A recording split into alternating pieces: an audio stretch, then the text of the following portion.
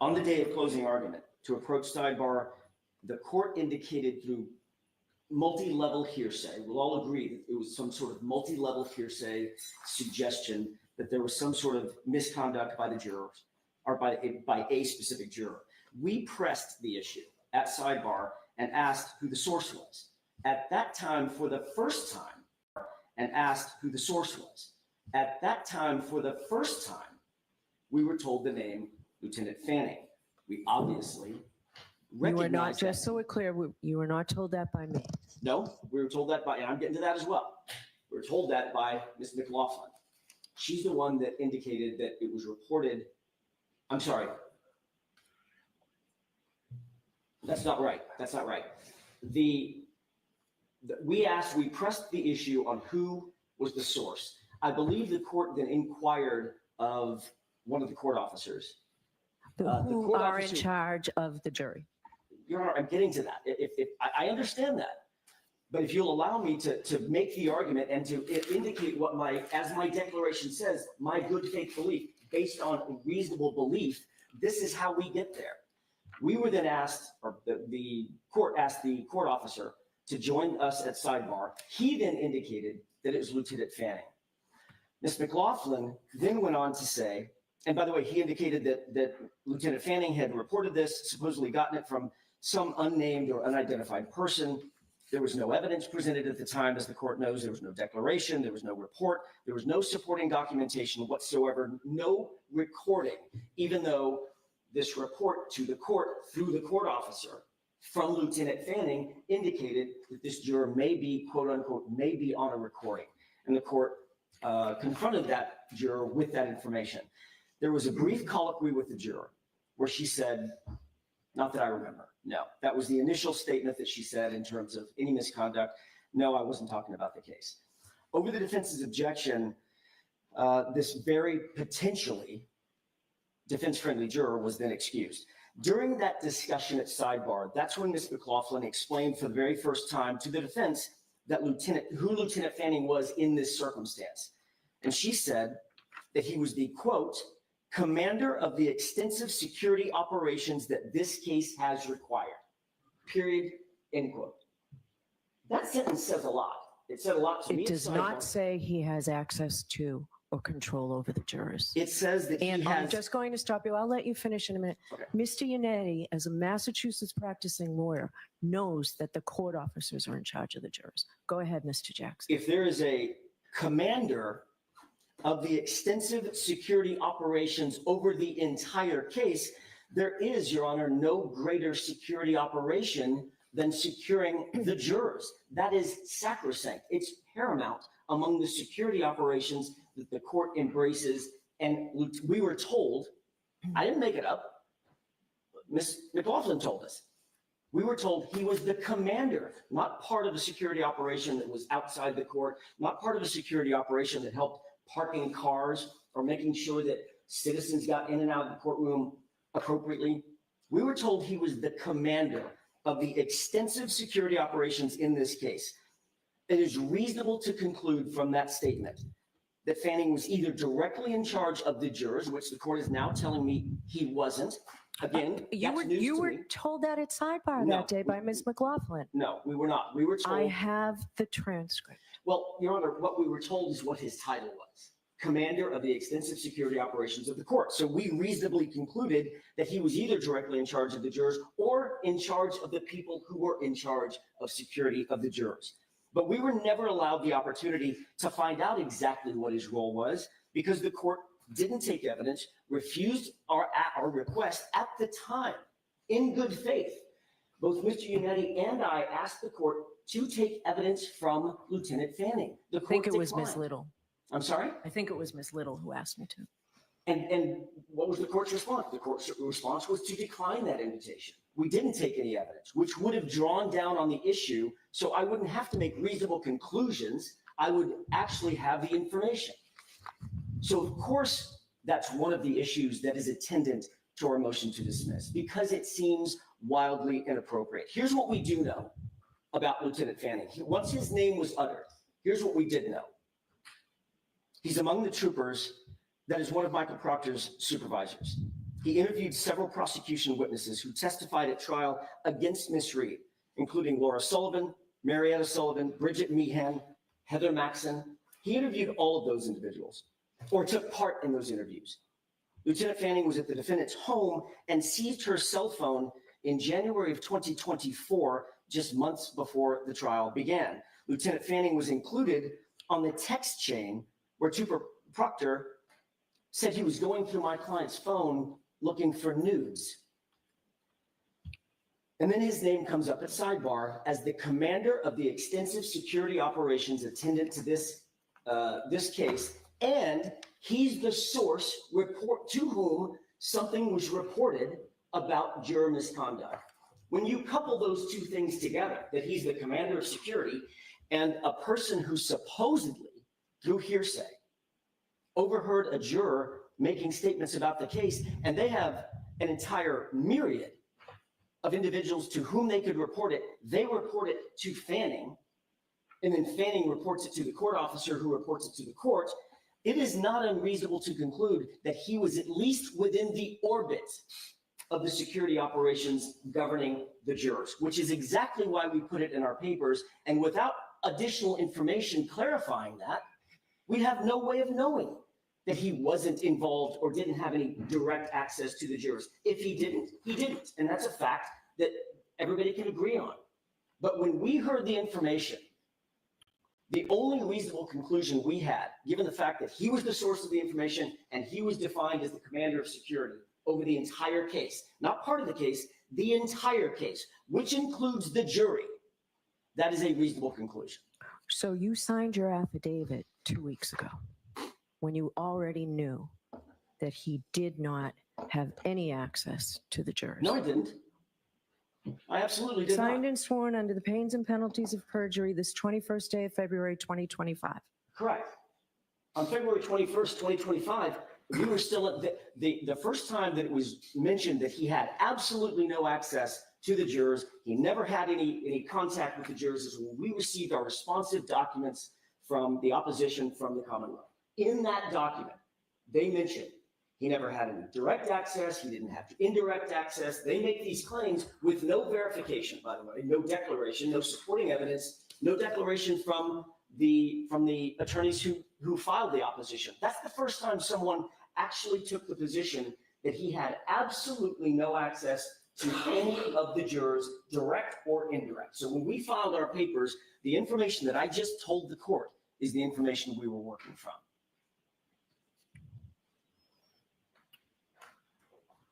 I will let you move on. I can tell you, I'm really not satisfied with your answer, Mr. Jackson. Your Honor, Well, put it this way. Let's say it this way. So now that you know that he had absolutely no access to the jury, what's the nature of the conflict? How is your client's right to a fair trial jeopardized? Is now there that evidence you know it's not true? Is there evidence? My question to the court is there evidence that he had absolutely no access, either direct or indirect, with any of the jurors?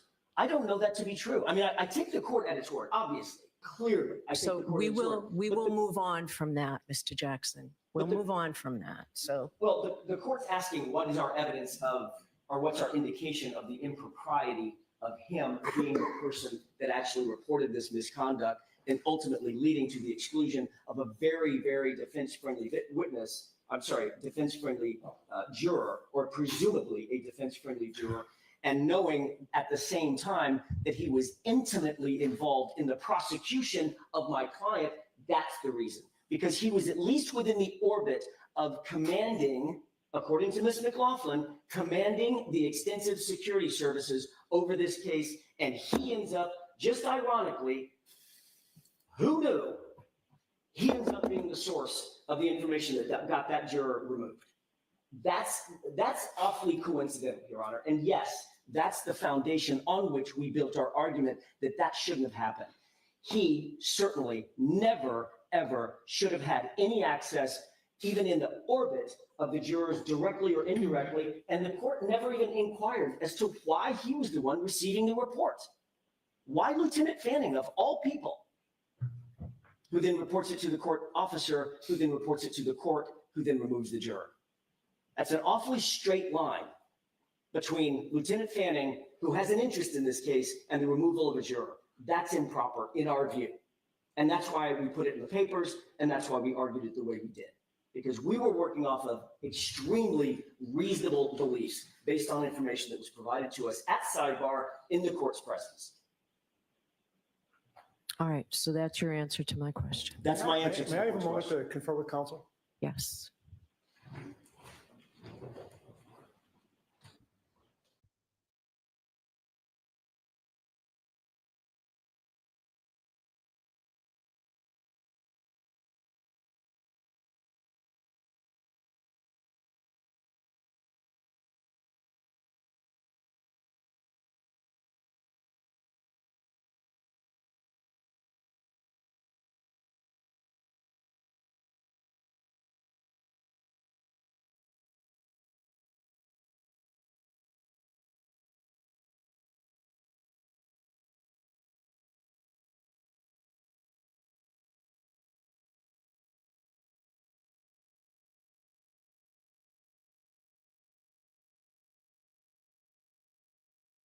Thank you for that. The court invoked Mr. Unetti and said, as local counsel, he knows this not to be true. Mr. Unetti just indicated to me that that's not quite the fact. And so Mr. Unetti, I think, should be able to at least address the court. As the court said yesterday, when we file something, we file it on behalf of everyone, including Mr. Unetti. So if the court would allow Mr. Unetti to explain what his experience is, that may elucidate on this issue. If we have time later, go on with your argument. I'm happy to, Your Honor, and thank you for giving me the opportunity. The cumulative discovery misconduct by the Commonwealth, as laid out in our moving papers through their agents, has been both egregious and pervasive. We've outlined most of these issues in our moving papers, all of these issues in our moving papers, but I want to concentrate my argument for the court this afternoon on the exculpatory Sallyport videos. I'm not waiving any of our arguments in the moving papers, but in the interest of time and focus, I think it bears upon the court at this point to consider most prominently the Sallyport issue, or the Sallyport video issue. The Commonwealth, to start off with, two facts that are true. The Commonwealth cannot deny the untimely disclosure of critical exculpatory evidence. They cannot and they will not deny that untimely disclosure. And they also cannot deny that critical evidence was intentionally, not by some sort of mishap, but intentionally was withheld from us. So what do they do in their opposition? Most of the time they spend saying that the prosecutors themselves did not know. They had no actual knowledge. Well, they concede the unavoidable in their moving papers, which is that the Massachusetts State Police and the Canton Police Department both knew about the evidence and both withheld it. Conveniently, they throw much of this on the back of Michael Proctor. It was sort of to be expected. He's already damaged goods, so why not? And they also bring in a newly revealed sergeant, a sergeant by the name of DGM Petro, who's already retired, gone from the police force, and who interestingly retired just 2 days after the Commonwealth's October 2024 disclosure revealing previously withheld Sallyport video. I'm just going to ask, is he available, Mr. Brennan? Not today, but he could be available. I'm just curious. So he's still around. He is, Okay. yes, and he's cooperative. All right. All right, Mr. Jackson, go ahead. Our motion illustrates that, and by the way, I'll walk through the videos that we did get and when we received them. Our motion illustrates that dismissal in this case is required because of the cumulative impact of clear-cut discovery violations, clear-cut, inexcusable Brady violations.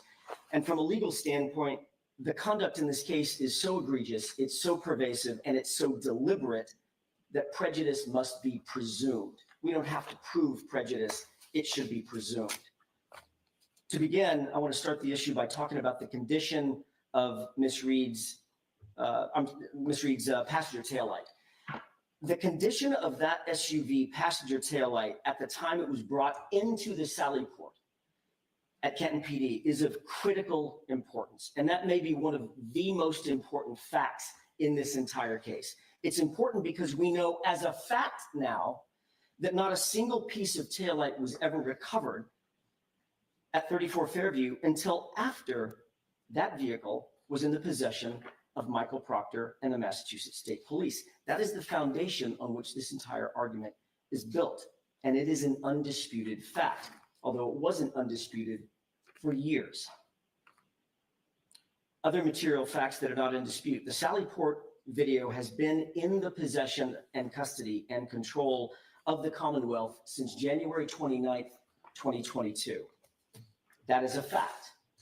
It's also a fact that none of it, not one bit of it, was ever disclosed to the defense until April 4th, 2024.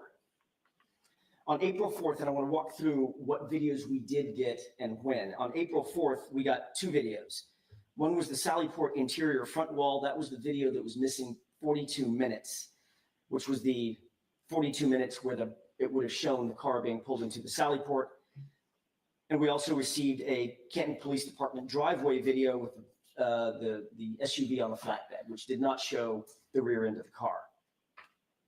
On April 23rd, 2024, and by the way, April 4th, the court will recall, was just in the shadow of the beginning of the trial. On April 23rd, in the middle of the trial, we received another Sallyport interior back wall video. That was the video that is now sort of famously inverted. On October 10th, 2024, 2 days before Sergeant D.G. Petro retired, we received four videos. The Canton PD interior hallway, the Canton PD rear lot main side, the Canton PD rear lot cruiser side, and the Canton PD church side exterior Sallyport. And I highlight the word exterior because it becomes extremely important in just a moment. These are four videos, all of which show Brian Higgins in some way, shape, form, or fashion at the Canton Police Department on January 29th, 2022. Then on January 28th, 2025, the Canton Police Department main driveway side exterior Sallyport was given to us. It's a grainy and very wobbly video that nobody can sort of make heads or tails out of. You can see the general outline of a vehicle, but the condition or the quality is so bad that you can't tell what the condition of the taillight is, which is what we're interested in.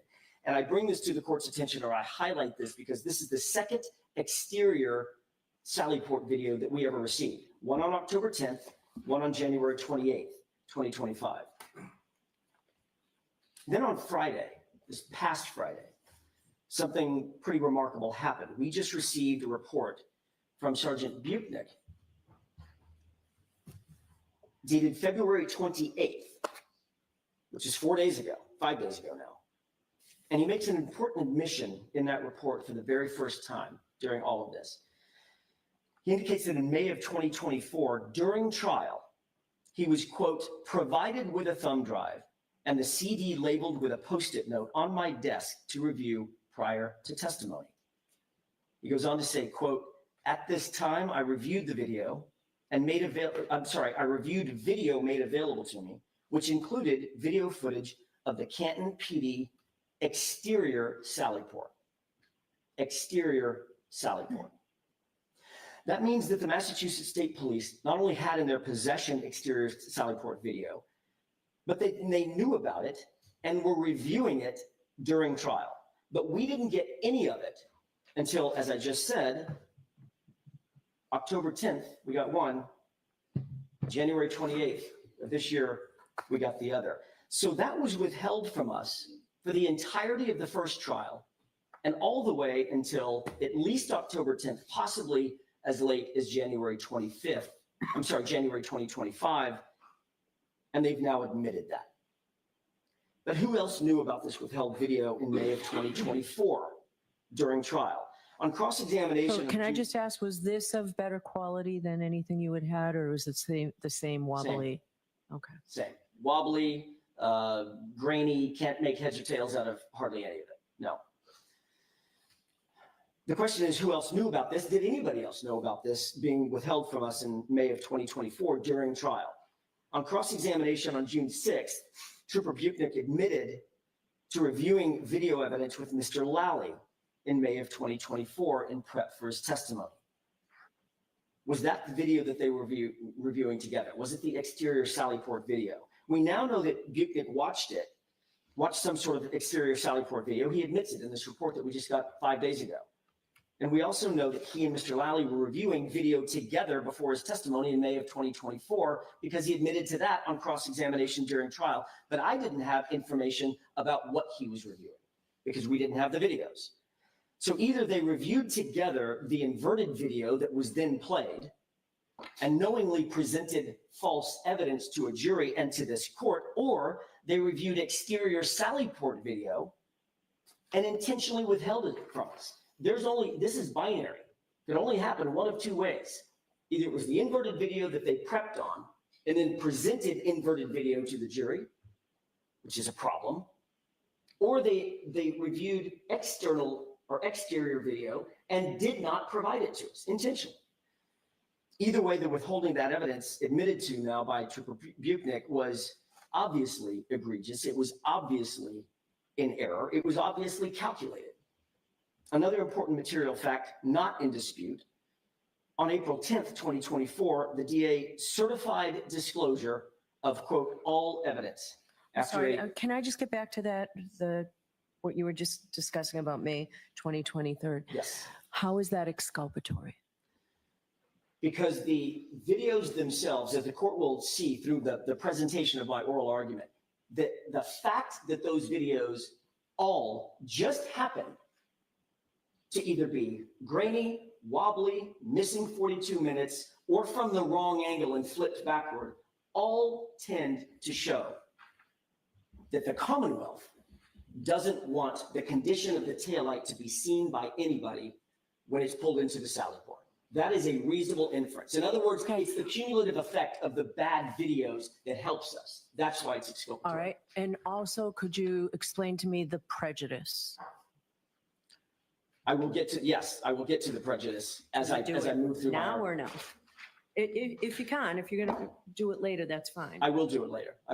I think the prejudice is cumulative. Obviously, we didn't have the information that we needed to be able to cross-examine the witnesses that we needed to be able to cross-examine at the time that it was provided. Okay. It just very obviously, there were certain videos that were clear from some cameras on other days and other times, but these cameras that were late discovery that was provided to us just so happened to all go out. They all find their way to be defective in one way or another at the exact moment that we would need them. On April 10th, 2024, the DA filed its certification of giving us all evidence that they had in their possession, and that they had done a reasonable inquiry. Both of these, that certification was just flat not true. How could that be true? And we're still getting video evidence that is in their possession, custody, and control in October, in January. How could that possibly be true? It isn't true. And it's illuminating when you look closely at the Commonwealth's opposition to our motion. First and notably, the Commonwealth makes these broad statements couched as fact. They're bold pronouncements, and there's myriad excuses in their opposition paperwork. And it's backed up by next to nothing.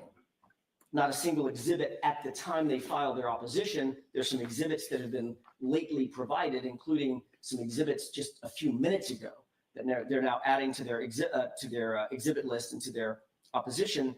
But in point of fact, at the time they filed their opposition, there was no factual support for any of its positions. So are you pointing me to something specific, or are you just saying in general and you'll wrap it up? In general, the only thing that they had attendant to their opposition was this joint affidavit that doesn't address any of the defense allegations at all.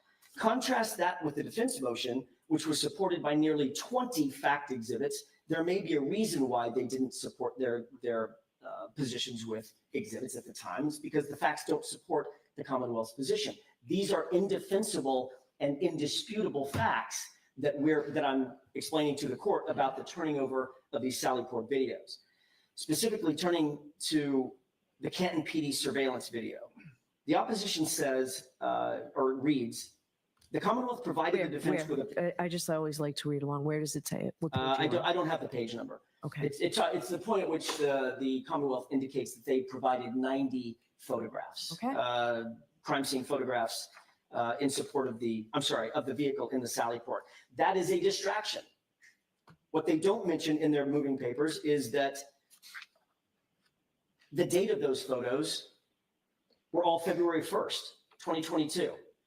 There are no photographs from January 29th, 2022, when the vehicle was brought into the Sallyport. The only thing we would have would be the videos, the surveillance videos, all of which are somehow, some way defective and which were held in their possession in some instances for nearly 3 years before it was turned over to us. So it's the condition of the car at the time that it was brought into the Sallyport on January 29th at around 5:30 p.m. that matters. That's the only time that it matters. The other evidence referenced by the Commonwealth about a 5 a.m. ring video and Canton police cruiser at 8 a.m. and the independent observations of Dighton police officer Sergeant Barrows, they all corroborate the defendant's contention that the taillight was cracked and not shattered at the time it was brought in to the Sallyport.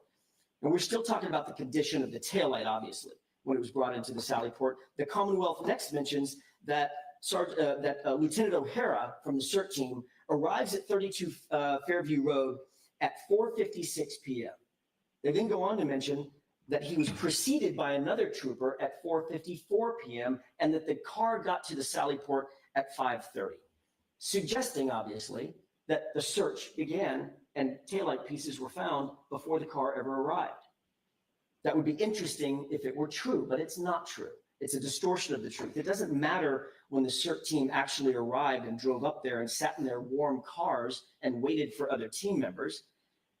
The last team member to arrive didn't arrive until 5:41, 11 minutes, long after the car had already been secured in the Sallyport, long after Trooper Michael Proctor had access to that passenger taillight. The first taillight piece was not seen or found or recovered until 5:45 p.m. after the vehicle's arrival at Canton PD. That was seen. We can see who's got access to the vehicle and who makes access to the vehicle in that inverted video. Once we turn it back around, it's very obvious. It's Michael Proctor milling about at the passenger taillight. These are important details to get right. The timing matters. The opposition claims that the defense theory is quote unquote evolving. They write that the defense quote struggles to establish how the condition of the defendant's broken taillight in Canton, in the Canton PD Sallyport, is in fact exculpatory. How is that exculpatory? The condition of the taillight, that it was cracked and not shattered as it moved into the Sallyport. How do we struggle to describe that as exculpatory? Of course it's exculpatory. Of course having those videos withheld from us is prejudicial. There is no struggle. It's on the video, it's on the ring video that establishes that the right rear Lexus hit the back of the Chevy Traverse, cracking its taillight. The Commonwealth, pretty desperate to ignore that inconvenient fact or that inconvenient piece of video evidence, literally previously said in open court that the Lexus only got close to the Traverse, only to be completely impeached when everybody in the courtroom at trial saw that 5,000-pound Traverse jostle, its rear wheel jostle, under the impact of the SUV right at the right rear or the passenger side taillight. Now the Commonwealth, with no factual support, no factual underpinnings whatsoever, says, okay, hang on a second. It did hit it, but it didn't crack the taillight. So whose theory is evolving? Ours or the Commonwealth's? The defense has never wavered. We knew that Michael Proctor, from the very beginning of this case, had been lying about the time he first took possession of that SUV. He claimed that it was at 5:30. The court will recall this. We had litigation concerning this. He wrote it in at least 9 reports that we were able to count. 9 reports or affidavits. Those affidavits sworn under oath, and the Commonwealth repeated that time for nearly 2 years. even going so far as to argue to this court that the defense got it wrong, that we were wrong because we failed to calculate for daylight savings time. So the Commonwealth battled us, and this is something I think the court has to really weigh and balance the following conduct. The Commonwealth battled us for nearly 2 years on the singular issue of the time that the SUV got to the Sallyport. They finally took their medicine at some point and had to admit to the false time and chalked it up to a Scrivener's error in 9 separate documents, memorialized 9 separate times, some of them under oath. And all the while they were battling us on the time that it got there, no, the defense is all wet, they're wrong, they just didn't account for daylight savings time. Oh, no, this was just a little mistake, it's not a big deal, it was a Scrivener's error. And the entire time they're making both of these claims, they had video in their possession that established unequivocally that that car was in Michael Proctor's possession at 5:30 and pulled into the Sallyport at 5:30. They knew the time. They knew that he had retrieved it at 4:12 in the afternoon and not gotten it to the Sallyport until 5:30. So the Commonwealth was well aware in 2022, the Commonwealth and their agents were well aware in 2022 that the SUV got to the Sallyport, and that was the centerpiece of the defense case. They knew that the videos would directly impeach the lead investigator on this case, and they say that we struggle to explain the exculpatory nature of this evidence. It's not our struggle to explain it, it's their struggle to acknowledge it. Of course that's exculpatory. It directly and unequivocally impeaches their lead investigator on one of the most important issues in the entire case. And that's only one aspect of the withheld videos that also is exculpatory. The other is the point at which it would show the condition of the taillight. In other words, when it's being pulled in to the Sallyport, would it show the condition of the taillight before Trooper Proctor had access to it in the Sallyport? That's what we've been seeking. The Commonwealth is well known from the beginning of this case that the defense has demanded all physical evidence be preserved. This is not a game of Wordle. This is not something that's supposed to be parsed. All physical evidence be preserved. That's pretty straightforward. The Commonwealth shouldn't be in the business of withholding exculpatory evidence by playing some sort of a gotcha game with definitions of words. They knew what we meant. We don't actually know what the Commonwealth has, so we have to be as broad as we possibly can when asking for evidence to be preserved. So all physical evidence clearly includes the entirety of all the Sallyport videos. The Commonwealth parses words by saying, well, we never asked for the Commonwealth to preserve the CPD footage from the Sallyport because the Canton PD is not the crime scene. You asked for crime scene footage, and Canton PD is not the crime scene. Well, first, I think that's a disingenuous argument that plays right into that sort of gotcha that we've discussed. I think the Commonwealth is better than that. That's not what we should be doing in a trial for murder. And second, let's not forget that District Attorney Morrissey actually defended publicly Michael Proctor by explaining that when Michael Proctor said he responded to the crime scene, and of course we knew he didn't respond to 34 Fairview, D.A. Morrissey said, oh, he was talking about Canton PD, which is the crime scene. So they can't have it both ways. They write on page 4 of their opposition, quote, the trial prosecutor was not aware of the existence of surveillance video in the Canton Police Department's Sallyport until receiving the federal grand jury transcript of Massachusetts State Trooper Michael Proctor, end quote. So they've taken the position, look, we personally did not know anything about that Sallyport video existing until we received the federal grand jury paperwork showing that Michael Proctor testified to it. First, the Commonwealth has to know that that is not the state of the law in Massachusetts. Massachusetts State Police and Canton Police Department are both arms of the prosecution actively involved in the investigation of this case. Not one, but 2 separate agencies not only knew of the existence of the footage, but the lead investigator actually admitted to a federal grand jury that he pulled the footage at the start of the case. He pulled it all. And then he said he reviewed it all because that's what the case agent does. The Commonwealth cannot absolve themselves of the egregious and very obviously intentional discovery violations by Michael Proctor, by the Massachusetts State Police, by the Canton Police Department, by saying, I personally didn't know about it. The cases are legion on that issue. Commonwealth versus Sleeper, 2002 case found at 435 Mass 581. And this is Hornbook law. Quote, a prosecutor's duty to disclose exculpatory information or exculpatory evidence extends to evidence in the possession of the police who participated in that investigation. And then Massachusetts Rule of Criminal Procedure 14A1A, the prosecutor shall disclose information covered by mandatory discovery, provided it is in the possession, custody, or control of the prosecutor. Persons under the prosecutor's direction or control, or persons who have participated in investigating or evaluating the case and either regularly report to the prosecutor's office or have done so in this case. Michael Proctor worked out of the Norfolk DA's office, physical plant. There is no question that Michael Proctor and both agencies intentionally withheld that evidence. Let's talk about Michael Proctor's testimony before that grand jury. He was asked the following question. Are you aware whether there are any cameras in the garage or Sallyport where Karen Reed's SUV was parked? Answer, yes. Question, have you reviewed the footage of that garage? Answer, I saw one very grainy video and then another of Sergeant Buchanan and I arriving in the main entrance around 5:30 following the vehicle. Question, when did you watch the video from the Sallyport?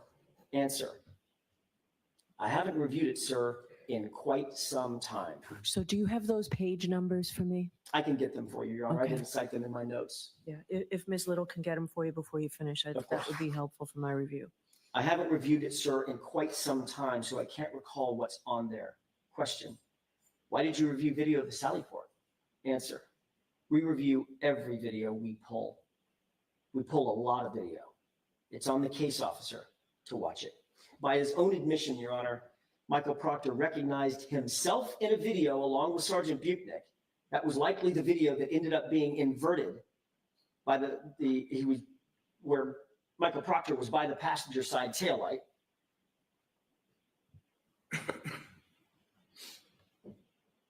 And that was before any taillight material was ever recovered at 34 Fairview. That is highly inculpatory of Michael Proctor. It is highly exculpatory of Karen Reed. Another point of fact, by his statement, Michael Proctor admitted that, quote, we pulled, end quote, the video. That video is on a 30-day overwrite.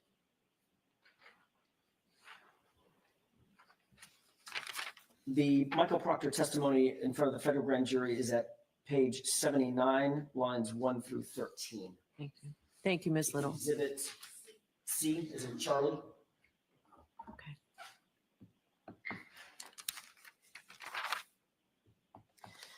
The video is on a 30-day overwrite, Your Honor. We all now know that. We didn't know that before just a few weeks ago. I don't expect that the Commonwealth knew that either. This is new to everybody, right? But you have to have pulled the video within the first 30 days to even be able to review it. We've been getting these videos in dribs and drabs for not months, but for years. Actually, it's been months. Hasn't been years. He further admitted that it shows the SUV arriving in the Sallyport at 5:30, which means he wrote those reports and signed those affidavits, the 9 that I was talking about earlier, with full knowledge that there existed a video that he had and had reviewed that proved he was lying. It doesn't get any more exculpatory than that. And that was the video, that was the very video that was withheld from us, from the defense, for 2.5 years until the middle of trial. The Commonwealth says the, quote, trial prosecutor, end quote, was not aware.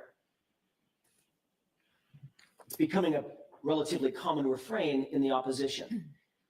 That's neither a defense nor a justification for blatant and egregious discovery violations by the Commonwealth and its agents.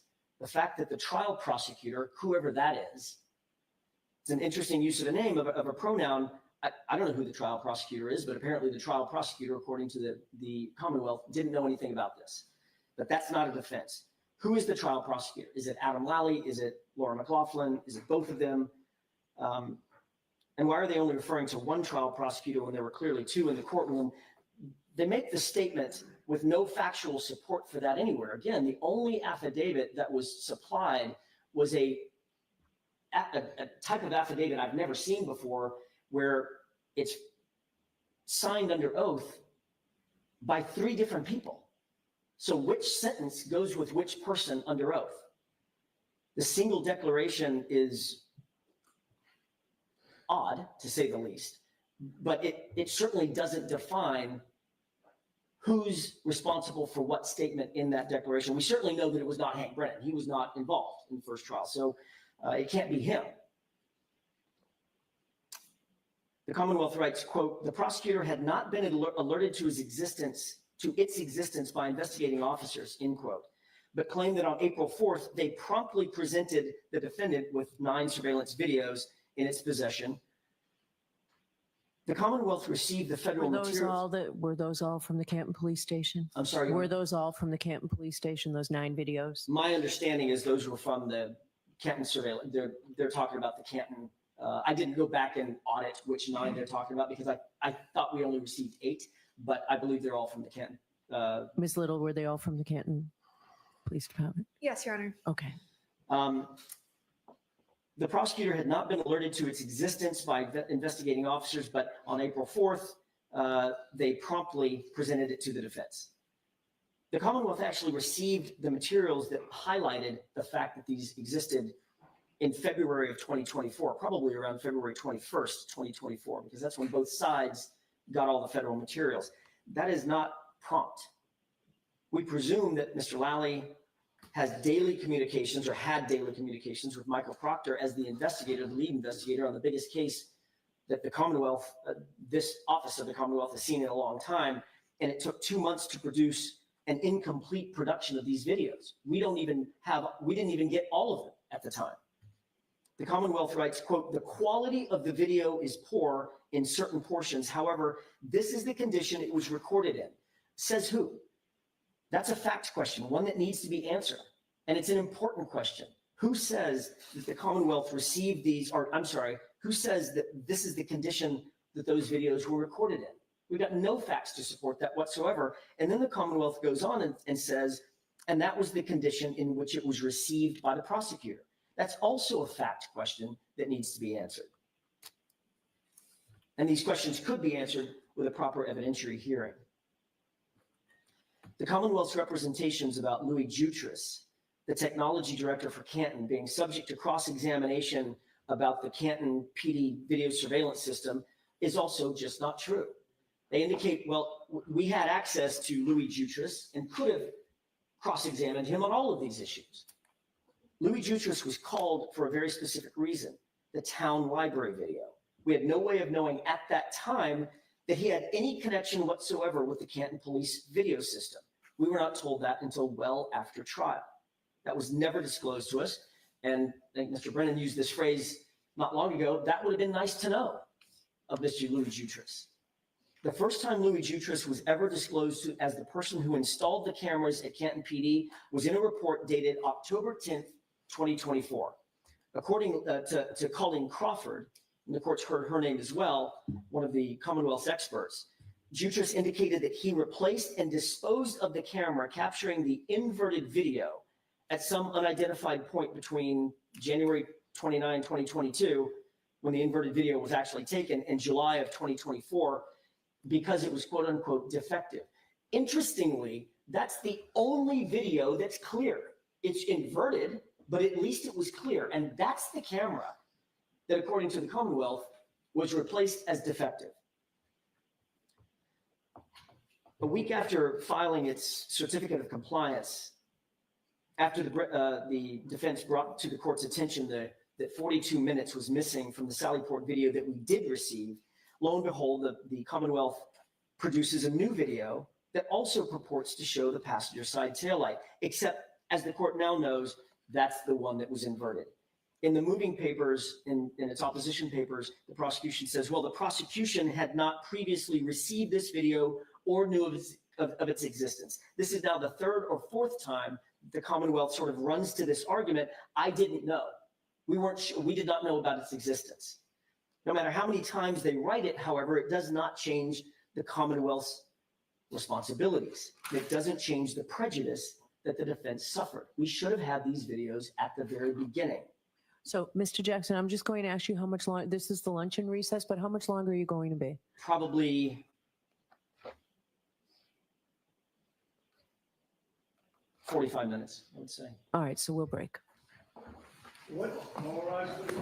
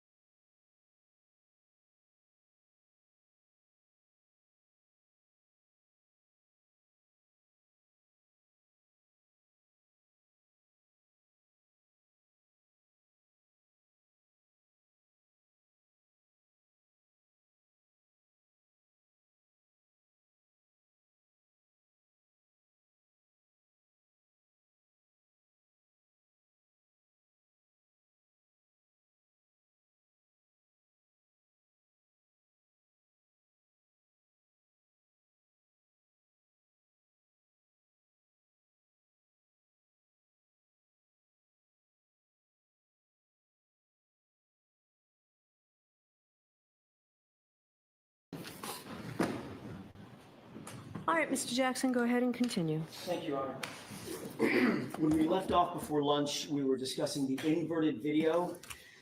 In the moving papers, the prosecution indicates that, quote, the prosecutor had not previously received this video or knew of its existence. This is I don't know, it's the third or the fourth time that the Commonwealth sort of runs to this argument about not knowing personally about the existence of a particular video, but that it doesn't matter how many times they argue that point, it still doesn't change the fact that it prejudiced the defense by not having it, and one of their members, whoever that agent is of the Commonwealth, was lying about having it and not disclosing it. Somebody knew, and the question before the court is, who was it? Who did know? Perhaps it wasn't Mr. Lally, perhaps it wasn't Ms. McLaughlin. Was it Chief Rafferty? Certainly Proctor had it. He watched it. Who else knew about it? Members of the prosecution knew of the existence of this and other videos, and they hid them, and that's the galling issue. Then the Commonwealth writes that the defense altered, their word, the defense, quote, altered evidence to correct the image, as if we were altering something to deceive the court. When in point of fact, the Commonwealth well knows that that altered video was altered by them in some way, shape, form, or fashion. When it was played inverted. What we did is recorrect it to the proper orientation to confront Sergeant Buchanan with it.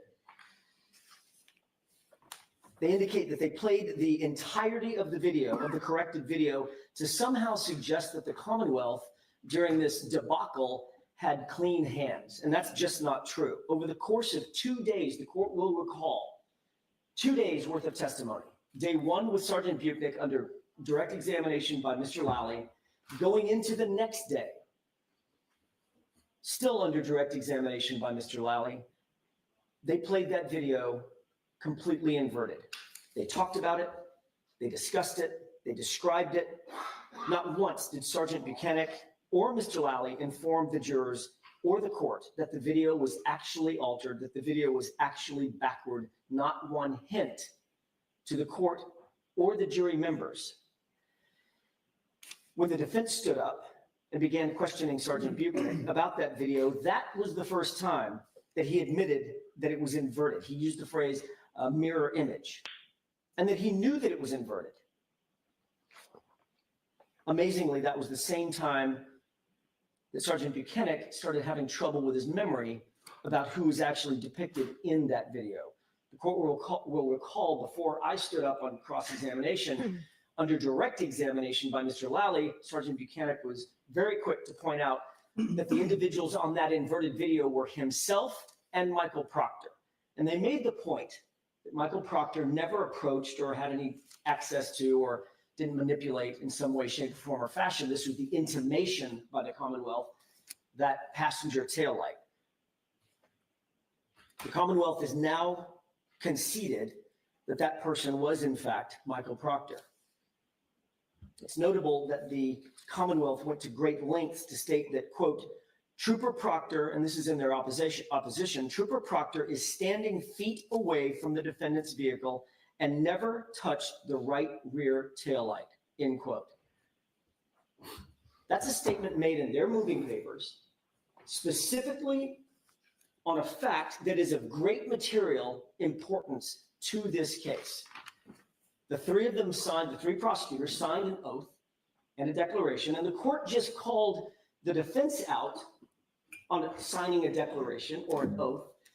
And the court's intimation, at least in its initial comments to me, was, you may have said something that you don't have a factual foundation for. I think I have done my best to disabuse the court of that we were drawing from reasonable inferences. I wonder if the Commonwealth is going to get the same treatment for saying that Trooper Proctor was standing feet away from the defendant's vehicle and never touched the right rear taillight.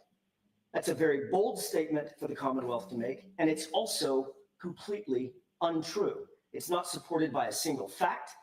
It's not supported by a fact or evidence before the court. The problem with this unsupported motion, because it's unsupported and the declaration is signed by 3 different individuals, you can just sort of say whatever you want in the motion. And I guess get away with it. The video speaks for itself, Your Honor. It shows Michael Proctor walk behind the car directly to the position of the passenger taillight. He positions himself right on the other side of the camera view, not feet away. And it certainly does not show, and there's no evidence before the court that he, quote, never touched it. As a matter of fact, we would submit. Does it show that he does touch it? Well, of course it doesn't show he touches it, Your Honor. He's on the other side of the car. That's not the point. The point is a reasonable inference is he could have touched it. He was standing right there. Nobody forced him. Nobody was holding a gun to his head. He walked around the other side of the car and obviously was standing there for a reason. By himself, in a corner, out of the view of a camera, and then when the Commonwealth plays the video, it switched, and the intimation to the triers of fact was he never approached the right rear taillight, that passenger taillight. And all of that And was you unclear. cleared that up. Right. But that is the galling part of this entire thing. The court has asked me a couple of times, and I'm going to get to it a little bit more in detail, what the prejudice is. If that's not prejudice, I don't know what is. It's literally propounding false information to a trier of fact. That is not a small thing. Even after the trial was over, it was concluded, and the mistrial was declared, we're still getting videos that we can't get a straight answer about their source. Where did these videos come from in October? That surveillance feed is on a 30-day deletion loop. That's what we've been told. I said a few minutes ago this morning, I said the Commonwealth may not have known that it was on a 30-day loop. What I meant was actually the prosecutor sitting in this courtroom. The 3, my brothers and sister, may not have known about that 30-day override. I don't know. I don't know what they knew or didn't know. I'm certainly not going to cast aspersions and put that on them. But someone from the Commonwealth darn sure knew that was on a 30-day loop or a 30-day override. So who's had those for all this time? How were they stored? Why wasn't that information revealed to our expert when we went all the way to Canton to try to download that DVR?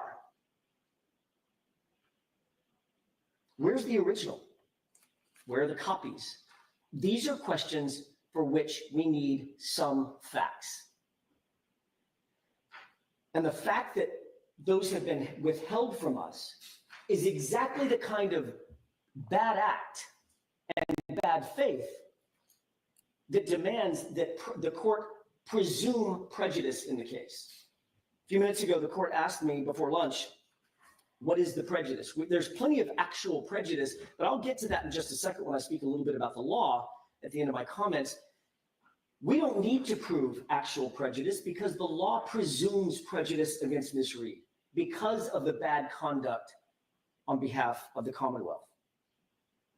And yet again, when it comes to this same issue, the Commonwealth recites this now worn out sentence, the prosecutor was unaware of the existence of these videos, end quote. How many times are they going to try to excuse away a blatant discovery and or Brady violation with the sentence that the prosecutor was unaware? It just doesn't matter. And that brings us to the October 10 videos that we got in 2024. The Commonwealth claims that they received these videos on or about August 21st, 2024. They sort of vaguely claim that these videos were provided along with a letter, quote unquote, letter from Canton Police Chief, end quote. There's no report, there's no email, there's no communications, there's no text message, nothing other than this, quote, letter. And it actually wasn't a letter, it was more of an informal note written on a personal pad, a Canton PD pad by the chief. There's no chain of custody log authenticating the videos, no authentication documents whatsoever, no foundational documents, no indication of where the videos came from or how she came to possess them at the time. But she did write on that little pad, quote, that is how it records, LOL, no tampering, end quote. LOL, laugh out loud. So the chief of police is laughing in the face of serious Brady violations, in the face of serious evidentiary violations And and what was the discovery date? violations. 10/10/24 you received that? Was that the date? 10/10/24. That's correct. By the way, the Commonwealth claimed in its opposition papers that, quote, the prosecutor requested that both Massachusetts State Police and Canton Police Department produce all relevant and material surveillance video, end quote. And that was sometime unidentified between April 17th, 2024 and April 24th, 2024. I laud them for that. Good. I'm glad they demanded finally, in the middle of trial, quote, all relevant and material surveillance video. So why didn't we get this from Canton PD until October 2024? Well after trial. What was the delay? And why did we get another video in January of 2025? What was the delay? How could this be seen as anything other than intentional? We know now that Sergeant Buchanan, we know that Proctor, we know that Chief Rafferty, and now through another report, we know that this officer, DGM Petro, all had access to and knew about the videos. And then we have on top of that, in the middle of trial, I think it was Mr. Lally, it may have been Ms. McLaughlin, someone said, it's unclear from the opposition, that all relevant and material surveillance video be turned over immediately, and it still wasn't done. That is an intentional withholding of evidence. And then we get these new reports. What's probably most troubling is what's in the reports that we got on Friday, this past Friday. Additional reports from the Commonwealth in a report from Sergeant DGM Petro. He reveals the following. He writes this report on the 27th, which was last Thursday, and then we got the report on the 28th. He says that in February of 2022, and I'm paraphrasing, in February of 2022, Proctor requested Sallyport video of SUV inside Sallyport. Apparently that was provided. I mean, we have to presume from his report when he says Proctor requested in February of 2022, Sallyport video of the SUV exterior footage that he downloaded it from somewhere and gave it to him. Assuming it was February of 2022, that would have been before the override, I presume, because I think the math in my head is it's 28 days in February. If it's in February at all, it's within the 30 days from January 29th. So it has to have been.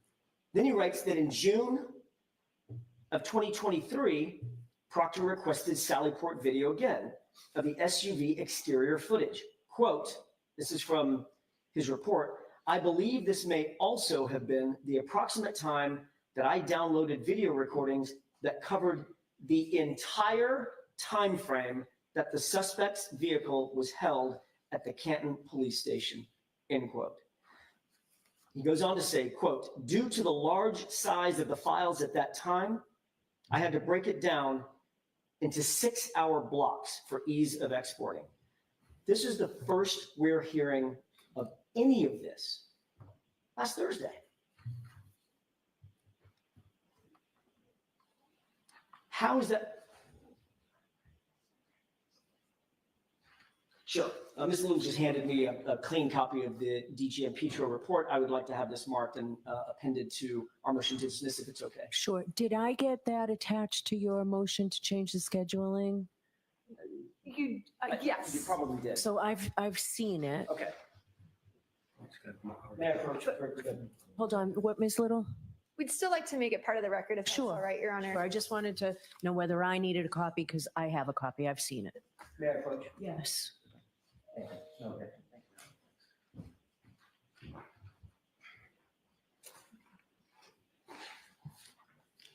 So are we marking it? So we need it if we're marking it. Oh, I'm sorry. My mistake. Exhibit 1 so marked. Okay. Go ahead, Mr. Jackson. Thank you, Your Honor.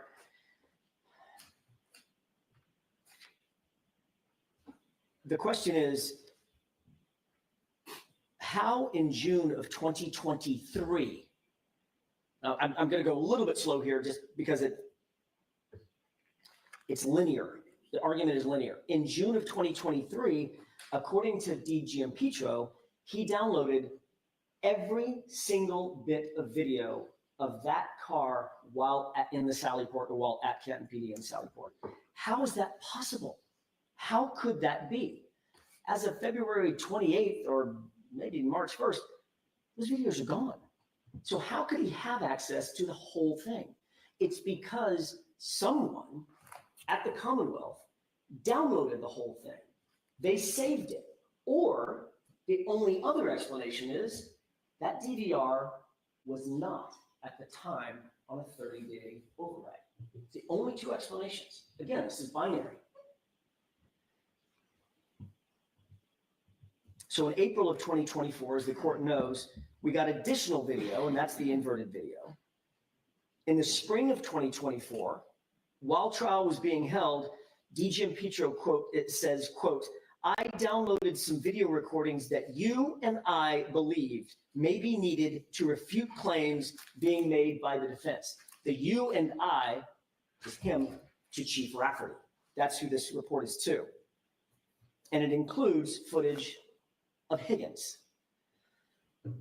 So now we find out for the first time that Chief Rafferty and this sergeant had been talking and strategizing about how to defeat some defense arguments, presumably, by use of videos that had never been turned over. And the Commonwealth uses a phrase in its moving papers, I believe in this motion, about ambush. That is the definition of an ambush. So DGM Petro admits that he, Rafferty, and the Canton Police Department had Sallyport video that was material to the case. Remember, his quote was that you and I believed may be needed to refute claims made by the defense. They were strategizing about how to defeat certain of our arguments, and they didn't turn it over. Specifically, he downloaded video and presumably gave it to Chief Rafferty. But then the interesting thing is Chief Rafferty held on to it. She never turned it over. Probably because they didn't help the prosecution. They showed Higgins engaged in conduct that is, at the very least, highly suspicious and clearly exculpatory because it impeaches his other testimony. It shows him on the phone. And he testified that he didn't make calls in the middle of the night. There's no question that with this example, that is an intentional withholding of evidence. That is the legal definition of bad faith, and it's unconscionable to do that. Now put in context what we eventually did receive during the trial and then after. We received the inverted video that was falsely presented as the right passenger side of the vehicle, or the passenger rear side of the vehicle. Number two, we received several videos of Brian Higgins at Canton Police Department, clearly using his phone at approximately 1:35 or so a.m. And we received exterior footage that would ordinarily show the condition of the passenger taillight, which all happens to be corrupted, like every other video of the rear passenger side of that SUV. This is stunning. It's not like the Canton Police Department and the Massachusetts State Police were sort of blissfully incompetent or blissfully ignorant and unaware of the existence of these exculpatory videos. It's quite the opposite. Multiple officers, Proctor, Rafferty, Buchnick, O'Rourke, DG and Petro, these individuals, we believe, O'Rourke may not have known, but we know that the others did, and have now basically admitted it or been caught trying to hide it. They were all variously actively engaged with these videos. They were searched for, they were discussed, they downloaded them, they saved them, they copied them, they labeled them, they transported them, they reviewed them, and they strategized about them. These videos were top of mind for all of these folks.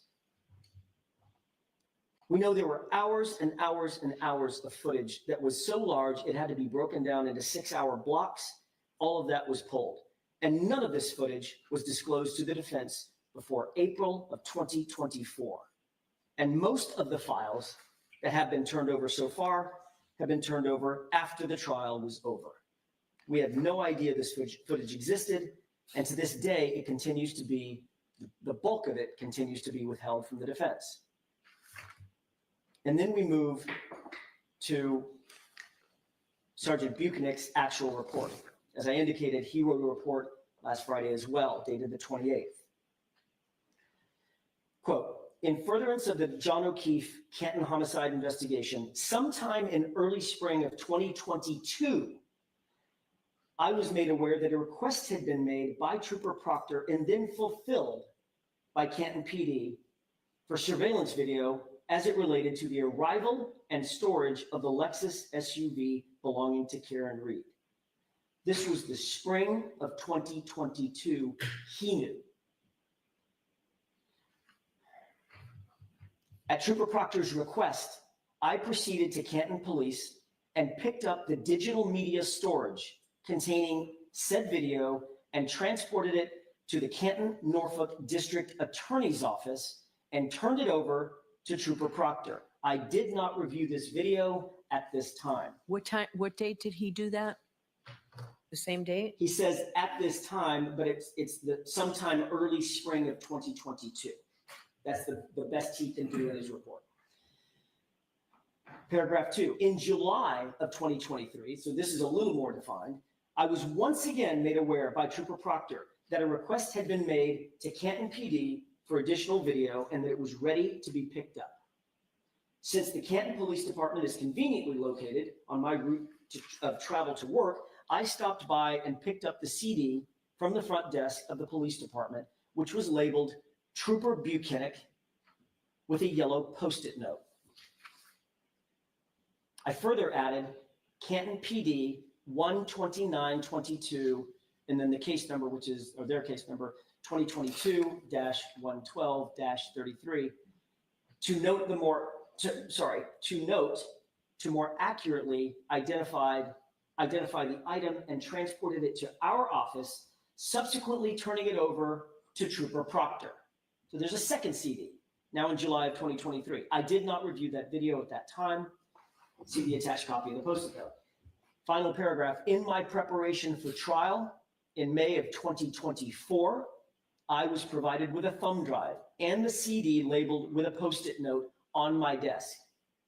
What's interesting is that the CD with the Post-it note on his desk may or may not have been the same CD that he transported in July of 23 because they seem to be labeled a little different. So I haven't seen this report. Does he say from whom he received that? I'll finish reading it, but I don't believe he does. No, it's pretty vague. It's passive voice and it's pretty vague. I was provided a thumb drive and a CD labeled with a Post-it on my desk to review prior to testimony. So it does not say.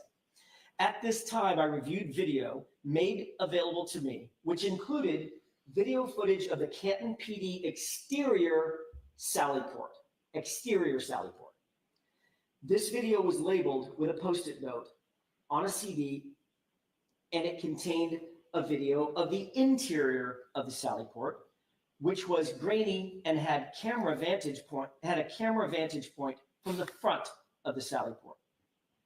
I also reviewed the Canton PD driveway footage. In review, I also viewed video of the back wall Sallyport camera vantage point. I had not seen this video prior to my May date review. I later learned that this video was provided in an inverted manner. After I reviewed all the provided video, the thumb drive and the CD were returned. It doesn't say to whom they were returned.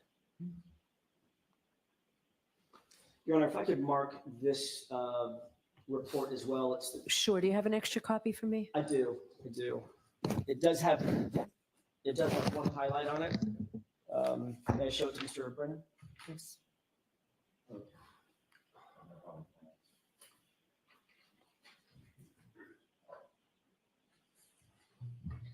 Are there two so marked? So you do have an extra copy, Ms. Little? I do not have an extra copy, Your Honor. I thought Mr. Jackson just said he had an extra. Oh, I'm sorry. Yeah. Mr. Jackson, do you have an extra copy? I think I might. I've got it right here. You have an extra copy? Is that one clean? Not clean. Hang on a second. No, that was the only copy that I've got. Mayor Pro Tem. Please. This one has highlights on it. I apologize. It's okay. Thank you. All right, go ahead. Thank you, Your Honor. The court asked probably the most important question about this report, which is, who was it that supplied the video or the thumb drives or the CDs to Sergeant Buchanan? Who's at the center of all these Sallyport videos? Who does he say was requesting the Sallyport videos that he was acting as the courier for in other particulars? Every one of those answers is Michael Proctor. So who do we believe most reasonably would have supplied the information to Sergeant Buchanan to review? It stands to reason it could have been Trooper Proctor. Seems to be reasonable, but I don't know because Trooper Buchanan doesn't say, but that would be another question that would be open to answer if we had an evidentiary hearing.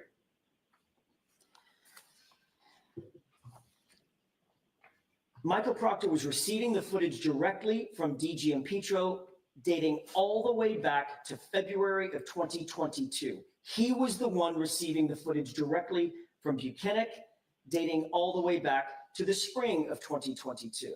Michael Proctor was receiving footage from both sources multiple times through the years. Proctor was the one who clearly had possession, custody, and control over the exculpatory footage.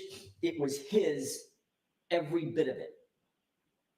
And now let's recall what he said at trial when asked about all this footage, because he was confronted about footage. And keep in mind, Your Honor, when I'm asking these questions, I know none of this, none of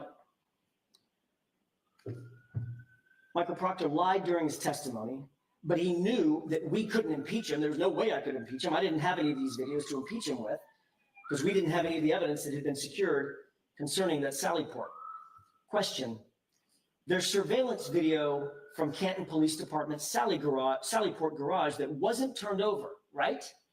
Answer: that video was discovered later on and then handed over. That video was discovered later on. So where in the transcript is that? I can get you the page and line number, Your Honor. My guess is Ms. Little can get it pretty quickly. I'm guessing she I'll provide that to you can. in just a moment, Your Honor. June 10th? It was either June 10th or June 12th, but let me double check. While she's looking for that, Your Honor, may I proceed? Please go ahead, yep. Okay.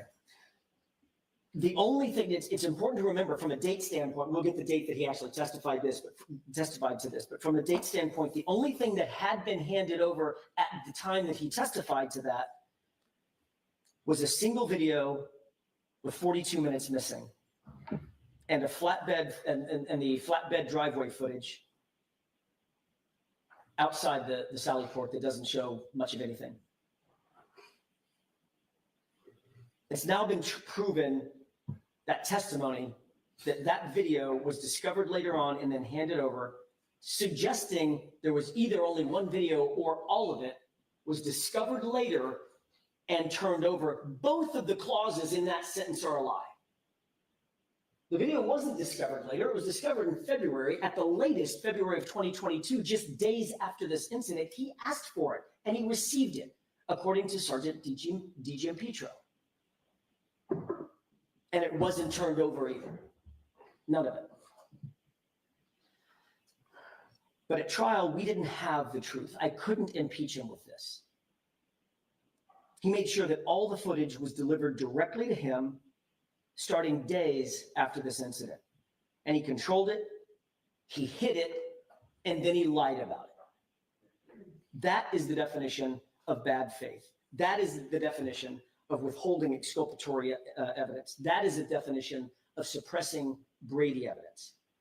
There is no other way to define this. He fooled us, and it's egregious. Is it possible with all this sort of years-long flurry that we've just talked about surrounding the Sallyport videos that the actual trial prosecutors were completely unaware of their existence until Proctor testified before the federal grand jury? Is that possible? I suppose it is. I want to give the prosecutors the benefit of the doubt. I do. Is it reasonable? That's another question. To believe that they just knew nothing about this. We know Proctor lied to us. Could he have lied to them? I suppose. But as the law mandates, Your Honor, it just doesn't matter. In the eyes of the law, Proctor is the prosecution, and the prosecution is Michael Proctor. And then we move to January 28th, 2025, this year. We're still getting additional videos at that time. This new camera angle, which is blurry and grainy and wobbly, it does, however, show the passenger side rear taillight as it's towed into or driven into the Sallyport garage. The footage is so grainy and so blurry, however, it's so corrupted that once again, the true condition of that taillight is completely obscured. At a certain point, it begins to defy logic. And the reason I wanted to talk about each one of these videos in turn is because it absolutely defies logic that all of this footage magically cuts out, blurs out, becomes grainy, becomes obscured at the precise time that the SUV is pulled in to the Sallyport. The question then becomes, what's been happening to these videos that have been in Michael Proctor's possession since that time, for the last 2.5, 3 years? And again, I've lost count how many times the Commonwealth makes the claim, quote, prosecutors had never seen this video, end quote. The entirety of the Commonwealth's defense on this issue is the indefensible, which is, it just wasn't me. Okay, fine, it may not have been you, but it was the Commonwealth, in quotation marks, capital. The Commonwealth then claims that, quote, after directing a review of all physical evidence and data files, after directing a review of all physical evidence and data files, this video was located within a paper case file of the investigators, end quote. I believe that Mr. Brennan, when he came on the case, he's the one who directed a review of all physical evidence and data files. I would have to guess. Again, I would applaud that. Should have happened years ago. What's most curious about this video, however, is that the prosecution now admits, quote, after inquiry, it was learned that an investigator obtained this video from Canton Police Department in 2022, and it was placed in a physical case file, end quote. That's a direct quote from their opposition. They don't name who the investigator is. They don't indicate whose case file it was. They don't tell us where that case file had been, who had control over that case file, just a paper case file somewhere, mysteriously. Whether it was CPD or MSP, we don't know. Which investigator, we still don't know. What can we learn from this admission by the Commonwealth?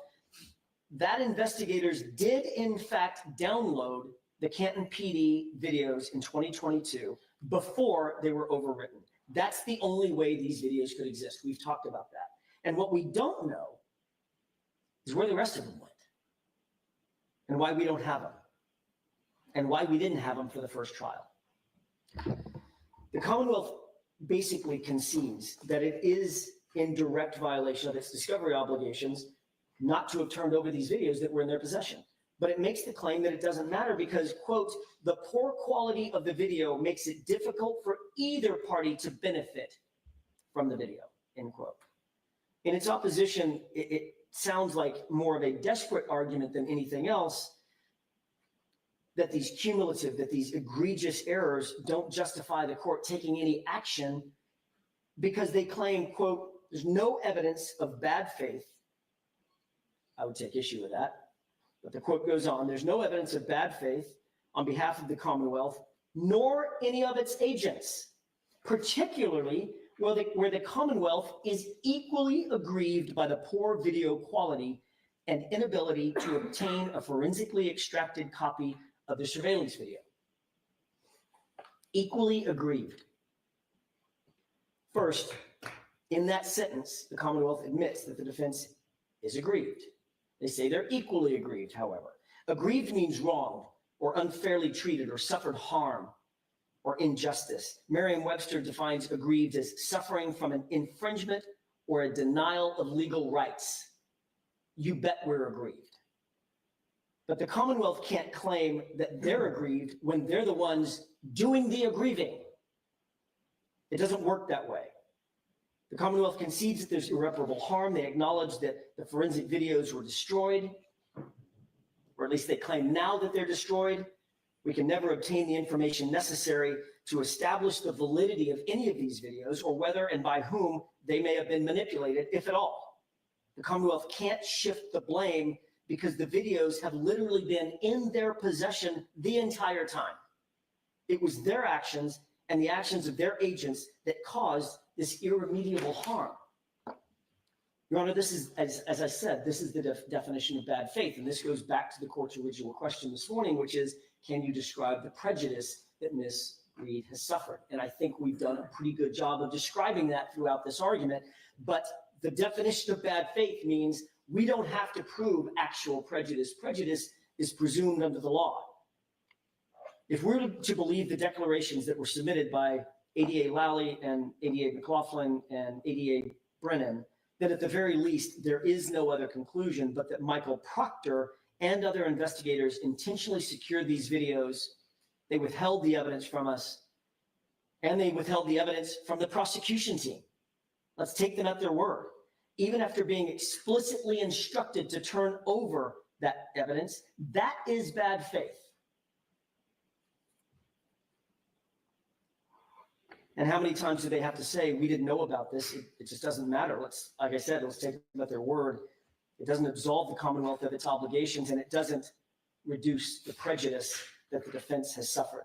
This was a pattern engaged in by the Massachusetts State Police, by the Canton Police Department, over and over and over again. And now we know through this new revelation that it was intentional.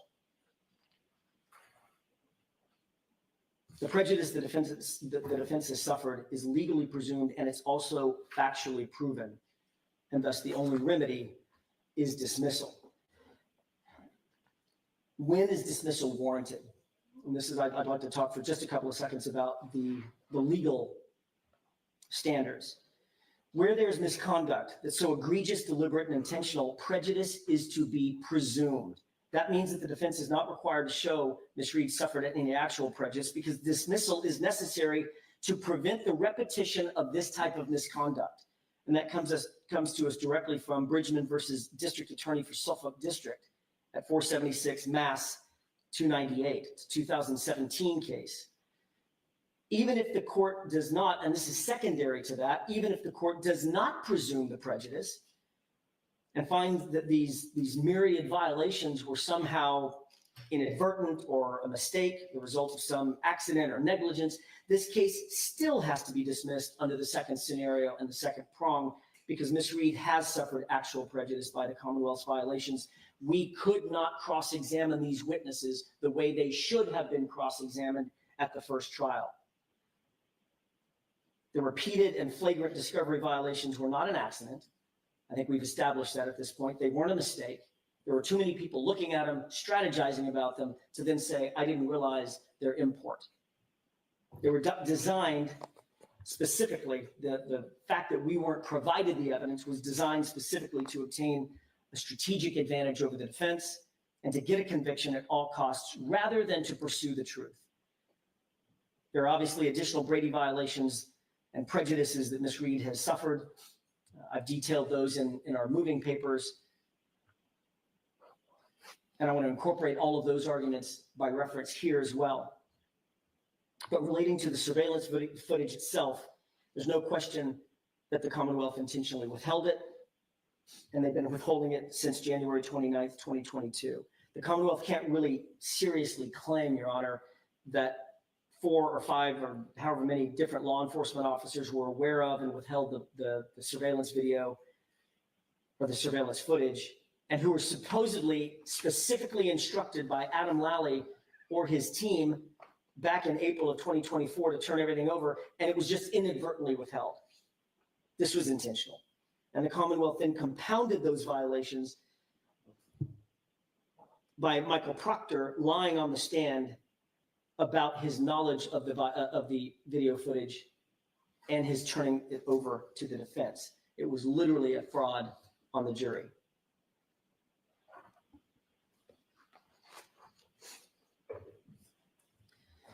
And now, well after trial, the Commonwealth has been forced to admit that even more exculpatory evidence or surveillance evidence from January 2022 is in their possession. And it was also entirely withheld from the defense throughout this litigation and throughout the first trial. In addition to the presumptive prejudice, Your Honor, there has been actual prejudice. This was, some would say, a close case when it ended. The court recalls that. The jury was hung on some charge or charges, and the evidence suggests that they voted in her favor on others. The court needs to ask itself, what would the jury have done had they had all the evidence to which they were entitled, to which we were entitled? But they didn't. Every one of these videos was in some way compromised, even the videos that we did have. And the compromise always conveniently obscured the truth and obscured Ms. Reed's rights. This is an exculpatory fact that we should have been able to explore during the past 3 years, and certainly we should have been able to explore it at trial, but we did not have the videos. The Commonwealth did, though, and it's the cumulative effect of all these gross and repeated violations that undermines the Commonwealth's argument that this is just about a broken camera. It couldn't be further from the truth. We're to believe that all these cameras just spontaneously became defective at the exact same time. Like I said before, it defies logic. For the Commonwealth to have all this footage for a solid 3 years and hold it back from us the entire time, it makes one question what was going on with that evidence. And I have to say, in terms of lesser remedies, Your Honor, what's interesting is that the exclusion, obviously the exclusionary rule exists. I understand that that does not help the defense. It doesn't help the defense. And I appreciate the court finishing my thought on that. It's the opposite. The only remedy that can prevent this kind of repetition, this kind of misconduct, is dismissal. That's the only remedy available. And that's what the law, and that's what justice demands. As a final thought, if the court, even in the face of all this overwhelming evidence of gross misconduct, declines to dismiss this case at this time, we would urge the court to grant us an evidentiary hearing so that we can make an actual factual record of the myriad of issues brought up here. This will give the court a much better understanding of the facts supporting dismissal, and it'll perfect the record on these critical constitutional issues. And with that, I'll submit. Okay, so thank you. I have a question for you. So go back to the podium, please, because you may need your notes. But Ms. Little, did you find the proctor testimony? I did, Your Honor. It's June 12th, 2025, the reporter's transcript at 1-148. And that's from the copy of transcripts with sidebars, just Okay. for the court's reference, lines 8 through 12. Great. Thank you. I have a question, Mr. Jackson, just about, so you argued obviously the importance of the Lexus arriving at the Canton Police Department. You argued a distinction between a cracked taillight versus a shattered taillight. Correct. In your pleadings, and again, you just saw, I want specifics where I can find something. On page 28, you talked at the top line, cracked, not shattered, when it arrived at the conflicted CPD on January 29, 2022. If the taillight was largely intact and only cracked rather than shattered and missing 47 pieces, as Dighton Police Officer Sergeant Barrows testified he observed earlier that day, after the Commonwealth claimed Ms. Reed had struck Mr. O'Keefe, the evidence would establish Ms. Reed's innocence and be case ending for the Commonwealth. The 47 pieces I'm having trouble finding. I just took a quick review of Sergeant Barrows' testimony yesterday upon being prepared for this. I didn't see it in there. Ms. Little, do you know where that 47 pieces is? Yeah, the 47 pieces is not related to Sergeant Barrows' testimony. Well, it sounds it from this, so I'm not to Sergeant, read it this way. What Sergeant Barrows clearly testified to was that he observed a taillight that was cracked and not broken. Okay, the 47 pieces, I read that to mean it was from Barrows' testimony. No. As Dighton Police Barrows testified. All right, where do I find that 47 pieces? The 47 pieces, I can get multiple transcript sites, but those were the photographs the Commonwealth presented at trial, that there were that many pieces found at the crime scene. It's the number of Taillight. pieces that were booked into evidence. Okay. Yeah. Great. Yeah, if you have trial transcript of that, I don't need 47 points, but if there's something that summarizes it. Because I took that to read as I see it reading. No, Sergeant Barrows specifically testified about his observations of the taillight earlier that day. Right. It was uncontroverted that there were 47 pieces of taillight Okay. recovered at the That's not clear to me the way this is written, so I'm glad I asked you. Okay. All right, so with that, now, Mr. Iannetti, I'm not going to hear from you now about the court officers not being in charge of the jury. I'm going to hear from Mr. Brennan, and then we'll get to you, and hopefully we'll have time. But Mr. Brennan, I have a question for you. As I started with a question for the defense, so I'd like you to explain to the court, please, what efforts the Commonwealth made to comply with the Rule 14 obligation regarding the Sallyport videos, and why the dribs and drabs of the way the discovery came in.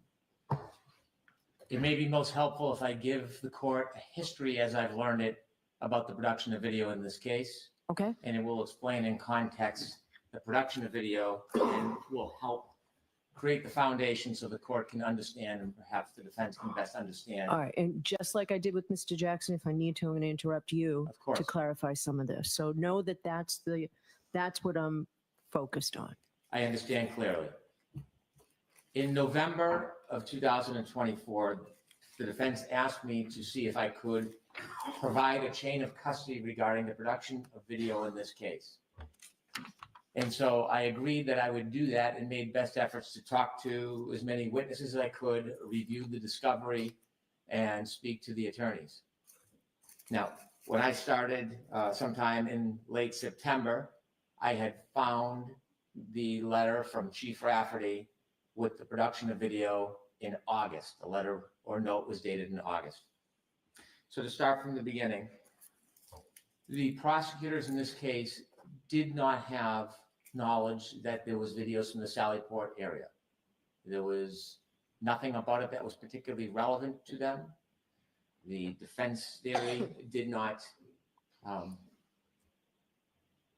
make it clear to them that that was important. There was no motion filed by the defense. At what point in time? This is leading up to trial. Okay. At that point, there had been no request by the defense for video of the Sallyport area. What I learned is that Trooper Proctor had requested Sallyport video from the Canton Police Department. And the person who was the custodian of Canton Police Video, who would download it from the DVR, was Sergeant D.G.M. Petro. He made a request shortly after this event on January 29th, 2022. Sergeant D.G.M. Petro downloaded video from the front wall camera, which was later characterized as the blurry camera, and he left it at the front desk. Trooper Buchanan, at the direction of Trooper Proctor, picked up the video and he brought it to Trooper Proctor. Trooper Buchanan did not look at the video at that time. It was given to Trooper Proctor. Trooper Proctor did not provide it to the prosecutors. So Trooper Proctor was aware of the video. The prosecutors were not aware of the video. That video is the same video that Sergeant D.G.M. Petro says that he downloaded the video in 6-hour segments, and that contained the front wall blurry camera inside the Sallyport and camera in front of the police station. That remained with Trooper Proctor for some time. In June, around June of 2023, Trooper Proctor then made a second request from Sergeant D.G.M. Petro Even though we already had it? for different cameras. He wanted cameras, a camera angle of outside the Sallyport area. So when the tow truck dropped the car off, leading into the Sallyport, which is now characterized as the exterior Sallyport video. Again, Trooper Proctor asked Trooper Buchanan to go to the Canton Police Department and pick up a copy of the downloaded video. Trooper Buchanan went to the police department, picked up the CD at the front desk. That CD had a yellow sticky tab on it with Trooper Buchanan's name, and Trooper Buchanan wrote in the case file on that yellow sticky. He brought the CD to Trooper Proctor. Again, Trooper Proctor in June 2023 had a copy of the exterior Sallyport video but did not provide it to the prosecutors. Both of those videos remained dormant. When Trooper Proctor was called to the federal grand jury, essentially he testified or was asked about video and said that he reviewed video. Now, this was not evidence that the Commonwealth intended on introducing or had any specific interest in. There was no particular discovery request by the defense, and there was no order. But upon reading that grand jury testimony, ADA Lally reports that he then inquired about the video. This is Inquired of whom? Trooper Proctor. Okay. This is shortly before trial. ADA Lally was given a copy of one of two of those productions. He was given the copy of the front wall video, which also contained video of outside the front of the police station. That was quickly turned over after Attorney Lally received it on April 4th, 2022. So what we know at this point is Trooper Proctor has this original production on April 4th, 2022, shortly after January 29th, 2022. I'm sorry, it was provided April 4th, 2022. 2022 or later? No, It was later, right? was Because later. the It was- federal grand jury was later. he provided it on the eve of trial. So it was April 4th, 2024. So we know this production on April 4th, 2024 was in the hands of Trooper Proctor in shortly after January 29th, 2022. At this point, the prosecution team is still unaware of the June 23 production, which has Trooper Buchanan's name on it, which shows the exterior Sallyport. As trial began, there still was no specific order or request. The chief of police saw something about the trial, and let me rephrase. Prior to the trial, it's reported that Attorney Yannetti was discontent because the video of the front camera Sallyport was so grainy, intermittent, and not continuous. And that's an accurate description of that video. Chief Rafferty, in response to seeing Attorney Yannetti's concerns, then asked Sergeant D. Giampetro to see if there was another camera or to produce any other video from the Sallyport. Sergeant D. Giampetro then downloaded video from the DVR, which is the second camera that is inside the Sallyport, known as the inverted camera, or now characterized as the inverted camera. That was produced April 23rd, 2024, given to ADA Lally, then given to the defense. And so at that point, there are 3 video productions that exist. The first turned over to the defense April 4th, 2024, the second April 23rd, 2024, and the June 23 production of the exterior Sallyport has still not been turned over. It's in the possession of Trooper Proctor, and the prosecutors do not know about it. After the trial, one of the employees from Norfolk County, Colleen Crawford, went to the Sallyport and looked at the DVR system. And when she looked at it, she saw that video still existed on that system. Although there was a 30-day overwrite on that system, the system had a number of backup hard drives. And because of the backup hard drives, the video existed longer than 30 days. She wrote an extensive report that was turned over to the defense, and this is after trial. The report notes her investigation about all the different videos, and it summarizes everything that she saw in that July 2024 visit. As I mentioned earlier, in August, Chief Rafferty provided video of the hallways that included some video of Brian Higgins. and she accompanied a letter or a note. I learned that that video was copied during the trial.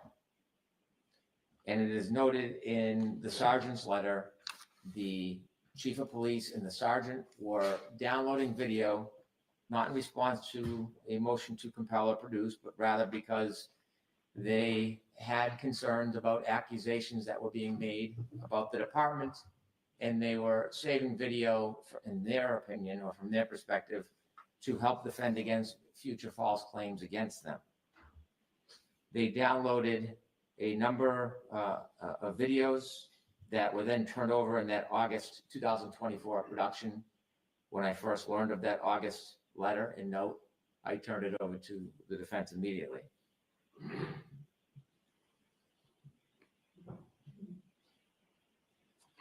The issue came up regarding the DVR in November, and as we've litigated extensively, so I'll simply summarize it, I invited the defense to come to the Canton Police Department.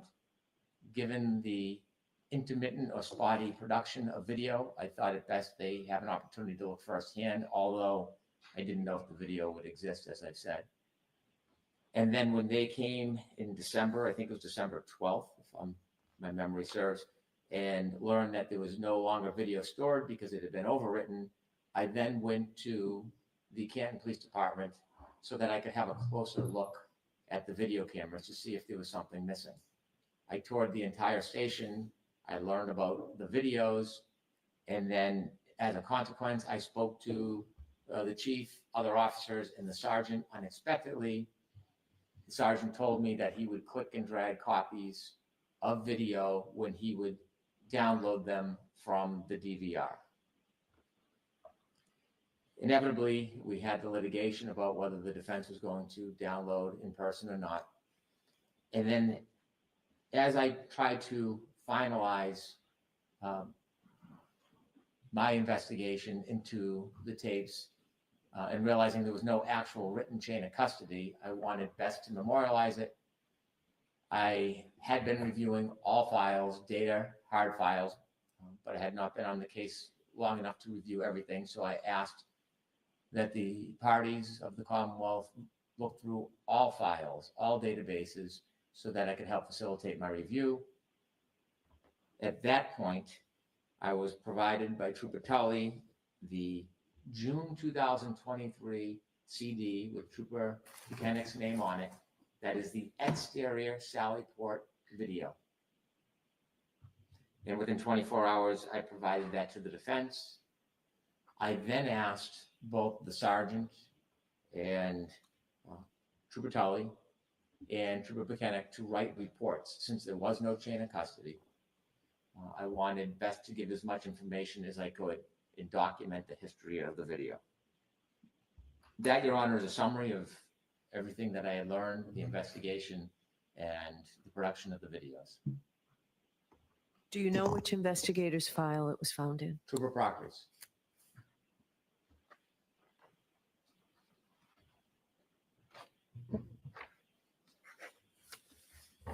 Okay.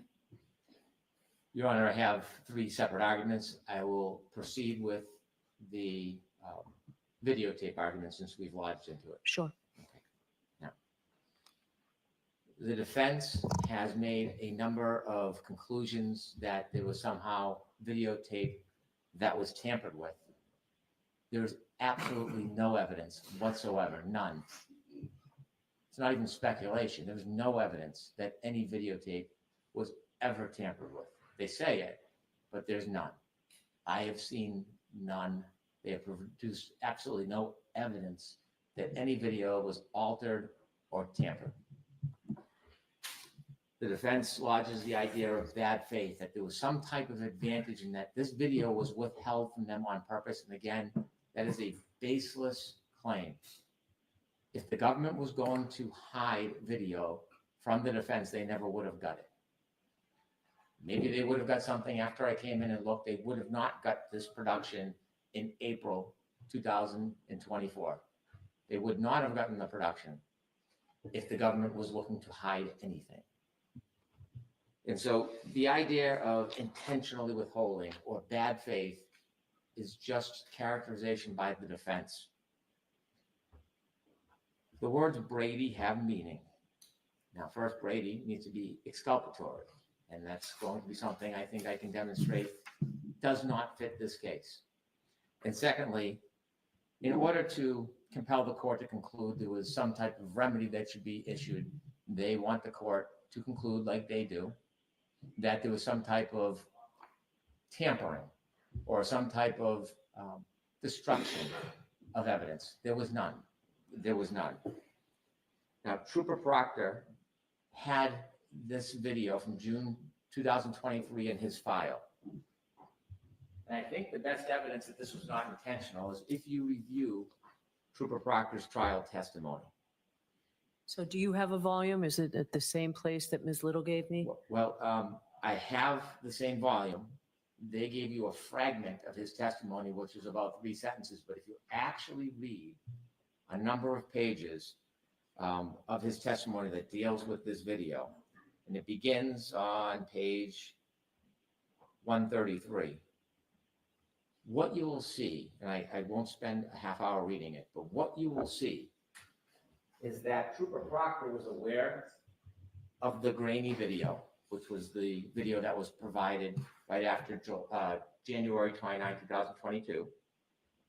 He was unaware of the inverted video until it was produced right before trial or right during trial by the Canton police. And you can also see that he in no way was hiding the June 2023 video, because you can see the confusion between all the parties at trial. Attorney Jackson is asking Trooper Proctor about video, and Trooper Proctor is explaining there is a Sallyport video, and also there's an exterior video outside the Sallyport.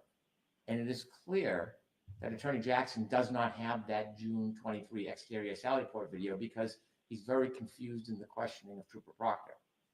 And Trooper Proctor continually tries to explain that there is both the Sallyport and there's the exterior video. So clearly Trooper Proctor was aware of the exterior Sallyport video, but it will be clear from the reading of his cross-examination that there was no intentional withholding. He should have, since it was in his possession, whether it was relevant to the government's case or not, he should have provided it to the prosecutor, and then it would have been properly provided. But it was his oversight. There was nothing intentional or advantageous about it because he struggled to try to explain to Attorney Jackson. And so it's also notable that Attorney Lally never has an opportunity to ask more details about those. Well, he has the opportunity, but he doesn't ask more details about that misunderstanding because he's wholly unaware that it even exists. It's a confusing moment, but it clarifies that there's nothing intentional whatsoever about this course. And so it's important that although the defense now suggests there's something exculpatory about it or something about it that's important, it is important to note that the defense never filed a motion for the production of the Canton Police Department video. It is not incumbent or assumed that the Commonwealth is going to obtain every video from every part of a town during an incident. It's not assumed that they will do that. The Commonwealth seeks evidence that they think is exculpatory. They seek evidence that they think is relevant and material, and when they receive it, they are supposed to provide it. There are many cases where video from a police department is never provided to the defendant unless they ask. Or many cases where it may be a video of the booking, but not the hallways, not the bathrooms, not the back parking lot. Put in context that the defense theory was an evolving theory throughout this case to this day. The defense theory was that it was some third-party culprit, unidentified, who committed this act that led to the death of John O'Keefe. In fact, if you see earlier interviews, the defense position publicly was, you know exactly who did it, intimating that there was a specific person. Now, that recently has changed. If we see the recent interview 2 weeks ago on Fox 25, the quick answer was, we have no idea who did it. We don't have to know. And so this fluid position is not noticed to put the Commonwealth on notice. They're supposed to chase down every potential idea or creation that the defense has. It's important to look at the motion that has been presented to your honor on behalf of the defense, where they claim that they moved to preserve video evidence. And when you look at that motion, the best it says is that they moved to compel physical evidence. That does not put the Commonwealth on notice of video evidence at the Canton Police Department. Was this the Stoughton District Court motion? It is. Okay. And I know the Superior Court did not adopt it. However, I think the Commonwealth being on notice is the point. Even if it's in district court, I think it's the Commonwealth's responsibility. I agree with that. And so Attorney Yannetti, and I've mentioned this before, was very prolific in his pretrial discovery motions, very meticulous. And when you look at his meticulousness, if there was a need or a desire for video, he certainly would have asked for it. He didn't. In fact, when you look at the perspective of Attorney Yannetti, you don't have to look much further than his characterizations of how he sees the difference between the crime scene and the Canton Police Department.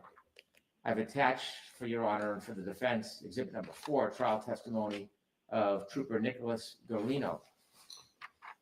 And when he cross-examines Nicholas Garino, he is pretty clear that there is a difference between the Canton Police Department and the crime scene. He cites on page 75, but you'd agree with me, the Canton Police Department wasn't the crime scene, correct? And Trooper Garino says, I never said crime scene in my report, I wrote scene. And Mr. Attorney Yannetti iterates, okay, well, Canton Police Department was not the scene of any crime, was it? So the defense is hard pressed now at this moment where they are trying to create prejudice that doesn't exist, to try to convert a motion that they filed with very specific intentions for physical evidence to now suggest that that includes Canton Police Department because the Canton Police Department is somehow the crime scene. It doesn't convert.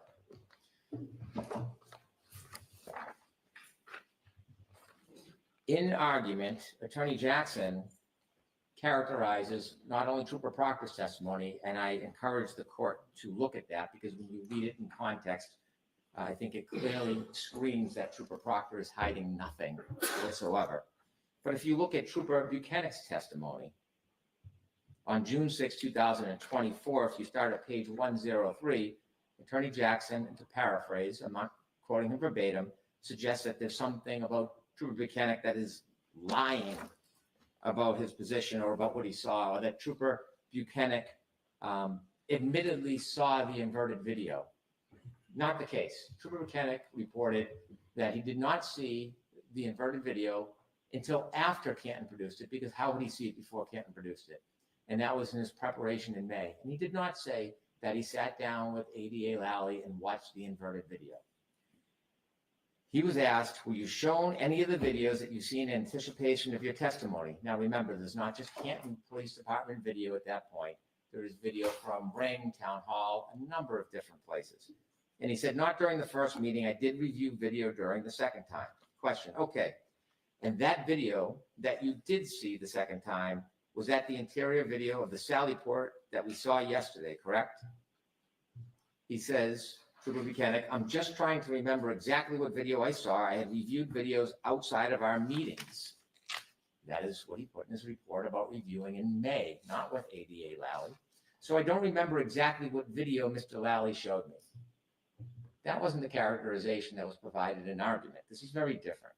Question, but you do recall seeing the video that you saw yesterday, the sort of clear one that has the crime scene tape being put up and all that. You've seen that one before. That's the inverted video. Answer, yes. I'm on page 104. And that was with Mr. Lally, correct? Trooper Buchanan, clearly. That is not correct because I do not recall when I saw that video or what video I saw with Mr. Lally.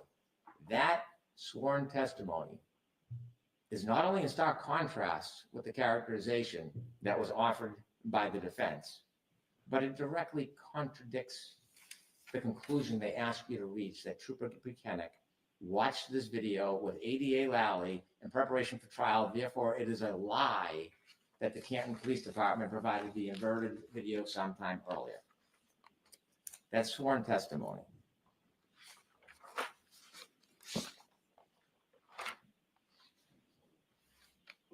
Now, again, trying to assert some type of relevance, the defense suggests there is something in the federal materials that would show relevance because Mr. Higgins said in the federal materials that he does not believe he made any phone calls.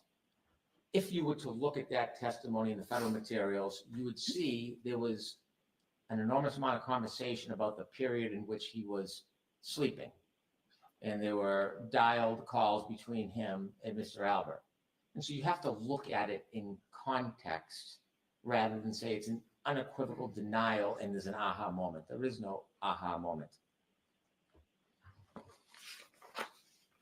So Do you have the grand jury cite? I think I might have got it from Ms. Little earlier, but the grand jury testimony of Brian Higgins, I have it. It's just easier if you have a cite to that. I have a tab, but I don't, perhaps Attorney I'm sure McLaughlin Ms. does. McLaughlin can get it I'll from. provide it momentarily. All right, thank you. So what really arises from the subterfuge is that the defense did not ask for video. There was video provided when the prosecutors learned about it.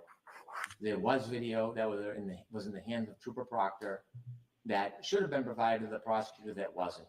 There was nothing done to alter or taint the video. There was nothing destructive about it. There was no tactical advantage. There was no benefit to the government. And clearly from Trooper Proctor's testimony, there was no effort whatsoever to hide it. It should have been managed better, no doubt. But there was nothing about it that was prejudicial. There was nothing about it that showed tampering or altering. And so ultimately, the import of the defense's argument is that this evidence, this information is exculpatory. It's exculpatory because what they claim is that it would show that Miss Reed's taillight was cracked, not missing a piece. Now, first thing we look at is Nick Barros's testimony.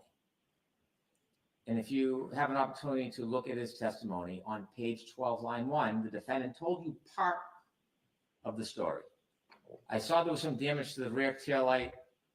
To my best ability and recollection, that taillight was not completely damaged. It was cracked.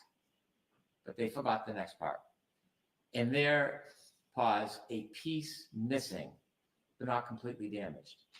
That's exactly how we see Miss Reed's car later on after it is at Canton.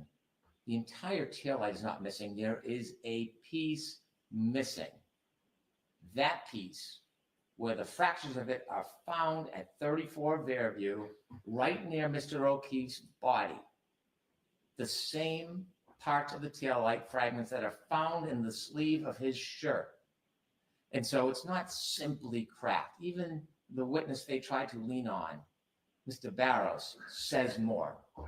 And so if that taillight is not just cracked, that taillight is missing, then there is nothing exculpatory whatsoever about the Canton video. It's a red herring because there can be no plant of fractured taillight if it's already gone before it gets to Canton.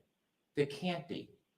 And so when looking at the evidence, it is unequivocally clear that piece of the taillight is missing well before that car ever gets to Canton.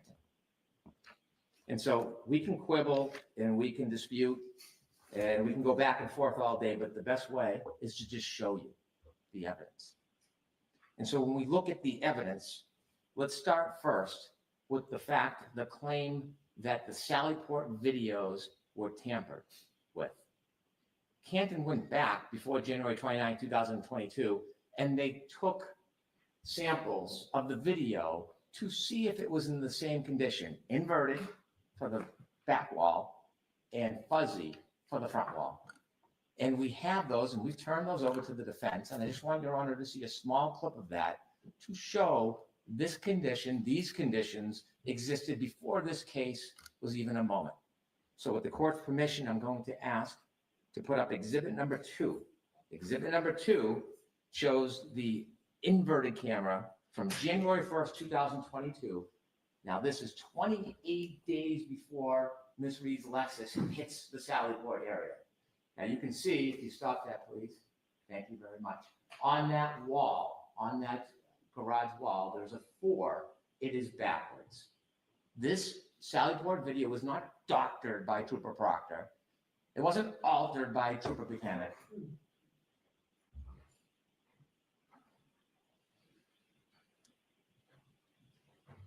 It was in existence well before Miss Reed's car showed up to that Sallyport. Similarly, front wall camera, could you please put on exhibit 3?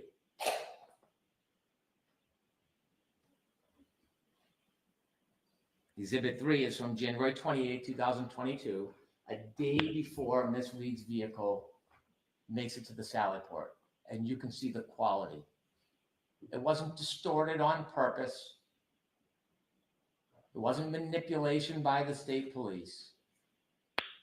This is the way the camera worked in Canton. Thank you very much. And so the idea of tampering, we can claim it, we can assert it without fact, but we can prove it did not happen.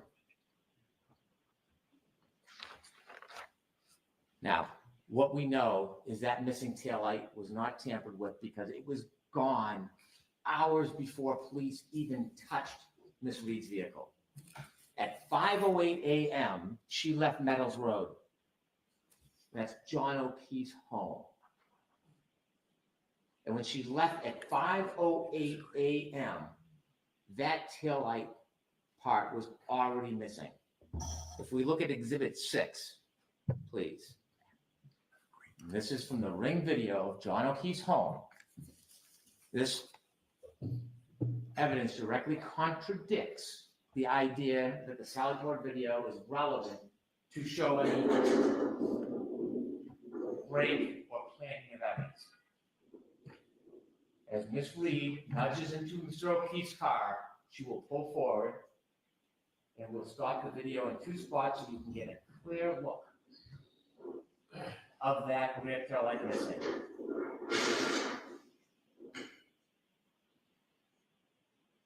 Forward, please. Thank you. And then ahead one more. You can see the white light shine. Stop. You can see it clearly missing. You can't plant something that's already gone. And the reason why you see white, it is a red taillight cover, and when the red is missing or gone, as it is in this case, the white bulb still shines, and that's why it shines white.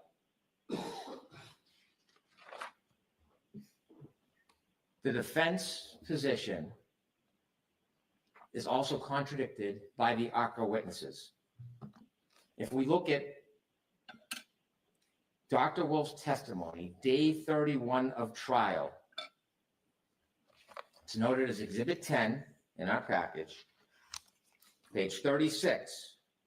ADA Lally asks the good doctor, now doctor, in the course of your analysis or review of materials here, were you ever provided with a video of the defendant backing out a garage and making contact with Mr. O'Keefe's vehicle in his driveway at about 5:07 in the morning on January 29th? Says, I'm not aware of that. And then if we move to page 124, line 1. Now, line 2. Now, as far as you're aware from the review and your testing and everything that you did in this case, if a collision occurred at a lower speed, say 1, 2, anywhere from 0 to 5 miles an hour, would that create the damage to the taillight that you observed in this particular case? And Dr. Wolf says, at that speed, no. We provided notice of our own expert. And there's one thing many things, but one critical thing the experts will all agree on. That nudging did not cause the damage to that taillight. The defense position is also contradicted by dash cam footage. Sadly, an officer went to the O'Keefe home to check on his niece and nephew on that tragic day. And when he did, he had a dash cam video further reinforcing that that taillight is missing well before that vehicle makes it to the Sallyport area. If we could play Exhibit 7, which is the dash cam footage showing Mr. O'Keefe's car in his driveway at 8:22 a.m. If you could close up to the court, please. If you compare the right side to the left side, although covered and impacted by snow, if you could more close up, please, you can see that taillight, just like the detective from Dayton said, just like the 508 ring video shows, is missing. Is missing. There's no plant.